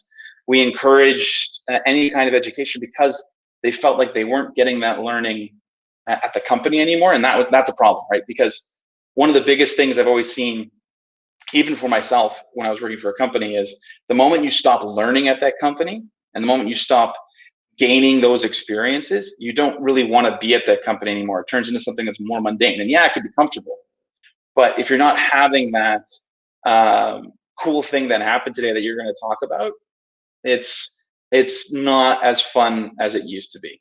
And that was a real awakening to me this last year, where when people really want to be part of something, they'll find a way to be part of something. And so, to Hannah's point, just asking your team what it is that they want, so that way they want to be part of it, and things get a lot easier. Hey, Chris, I've got a question for you. Sure. What have you missed the most in the last year? And I'm going to ask Hannah the same question too. So, I mean, I like to consider myself a different breed of broker, in that I'm not one of those hardcore sales kind of guy. I look at myself a little bit more of as a consultant. I don't want to force somebody into it, but I want to give them a clear picture so that they can make the right decision. But I'm also one that loves the social component of my business. So, the networking, the prospecting, the learning about new companies and new businesses, in terms of going to, meet and greets and that type of thing. So for me, it's been the social aspect outside of my bubble that I've really missed. I work with some of the best guys in the industry, and a lot of them have been working from home, and it's been a struggle to maintain those connections. So I've really missed the social component. Hannah? Oh, that's a great question. Peter, here's what I've loved about the pandemic is all of the reasons for anyone to say no to something have been gone. So market share, gone. Customer habits, gone. We don't do that here, gone. We've never done it before, gone, right? Like, the opportunity for innovation has been astounding. Really, the entrepreneurial spirit of my entire team and the things that we've accomplished in 12 months has just been like off the charts. But what I miss is, to Chris's point, that social interaction. I have people that I've hired during the pandemic that I work with every single day who report to me who I've never met in person. And I want to meet them. I want to know them. I want to like hang out with them. I want to kind of like hear their life story more than just through a screen. It's that social interaction of, I didn't even know what I didn't know until we sat down and had a beer together, that I'm really, really looking forward to. But we're going to hold on to that innovative spirit, because let me tell you, once those barriers of no come down, it's very hard to put them back up. I love it. Well, I can't think of I'm done on that note. This has been so much fun. It really has. Yeah, it has. It's been great. So thank you guys for your time and all your insights. It's I hope people watching this can take a few tidbits away for themselves, as well as their companies, if that's what they're watching for. For me, it's always enlightening to see, and I think we've got lots of different perspectives here, but we're all saying very similar things. Yeah. You know, let's get this vaccine rolling out a little bit faster, and go for a jog before we go for a beer on the patio, and get back to it. You know, so but I agree. Let's keep the innovations going, and let's get back to a little bit of a sense of normalcy. Hi everyone, I'm Ashley South, Operations Manager here at Eureka Building and Eureka Hub Irvine. The thing I miss most here at Eureka, hands down, are the events. So Dilemma Summit here, this is our very first virtual event. We are so excited, so thank you so much for tuning in. Wherever you're at in the world, we really appreciate it. If any of you watching have actually ever been to an in-person Eureka event in the past, you'll probably remember that they're a ton of fun. So we usually have, a bar, a food truck, a really awesome panel put together, a lot of fun people, a lot of networking. So we have such a great community surrounding this building, and it's so wonderful to see those faces, year after year at these events that have supported us. So, but we love to see new people as well. So if you have never been to a Eureka event before, please consider it. We do still plan to do Eureka Fest and a couple of our other signature events at tentative later dates this year. So, we hope we'll see you there. Ultimately, we're really looking forward to having our community back at the building. We really miss you guys. So thanks so much for tuning in again, and enjoy Dilemma Summit. Hey guys, my name is Trong Pham. I'm the CEO of Rise, an IoT prop tech company that creates smart devices to automate your window shades to improve energy efficiency and comfort. Now, the thing I miss most about the office space is really the socializing aspect between myself and my colleagues. Zoom is great for these meetings back to back, but you really lose that personal connection and that personal element. So I really miss being able to chit chat over lunch or going for drinks after work. 2020 was a very challenging year for businesses and business owners like myself who were forced to work remotely for an extended period of time. I really came to appreciate things about the office and work environment that I didn't before. I really missed the everyday human connection and just discussion of ideas, whether it's formally or informally. I think that's so important to the entrepreneurial journey. So what I'm most looking forward to when the office reopens is reestablishing those connections, building new ones, getting conversations going again, and a return to a sense of normalcy, which is what we need in order to focus our attention on building our businesses and everything that potentially is to come in the future. Hi there, I'm Aaron. And I'm Andrew. We're two of the co-founders of Tapalytics. I think for us, one of the things we miss most about not being in the office is just being able to spend time with some of the people who we work with, who aren't just team workers, they become friends and colleagues, and all of those little moments that we spend together in between meetings, waiting for somebody to get out of the bathroom, where you can ask how they're doing, how are their families, how are their parents, how was their weekend. A lot of that stuff is gone, and I know we're really all looking forward to getting back to that. What about you, Andy? Being able to collaborate together with groups and do that sort of live brainstorming. It's just so hard to do remotely. Being able to go up on a whiteboard and be able to throw ideas down and iterate off of them and grow, like those types of interactions are very hard to have right now, and I can't wait to be able to get back in the office and get back to that with the team. Hello everyone, my name is Katrina Xavier and I'm the co-founder of Blitz Marketing, a creative agency right here in Toronto that specializes in everything from PR to influencer marketing. The thing that I miss the most about a pre-pandemic world is events, having human interaction that grows your mindset and expands you beyond your industry and your vertical. The thing that I'm looking forward to the most is actually having the team back together in one space.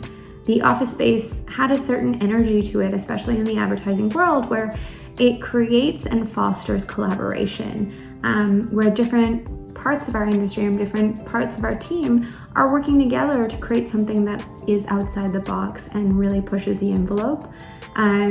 Although efficiency is high from working from home, I find that creative extra little pizzazz happens when you're in a physical space, and I really look forward to it. Also, celebrating the mini victories are incredibly important, especially together.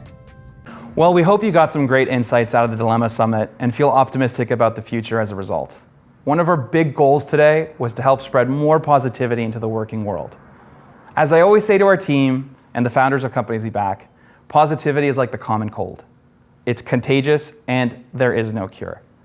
And of course, I want to say thank you to our speakers, our sponsors, the Eureka team, and all those behind the scenes that made this happen. And thank you all for joining, and hope you have an amazing year ahead.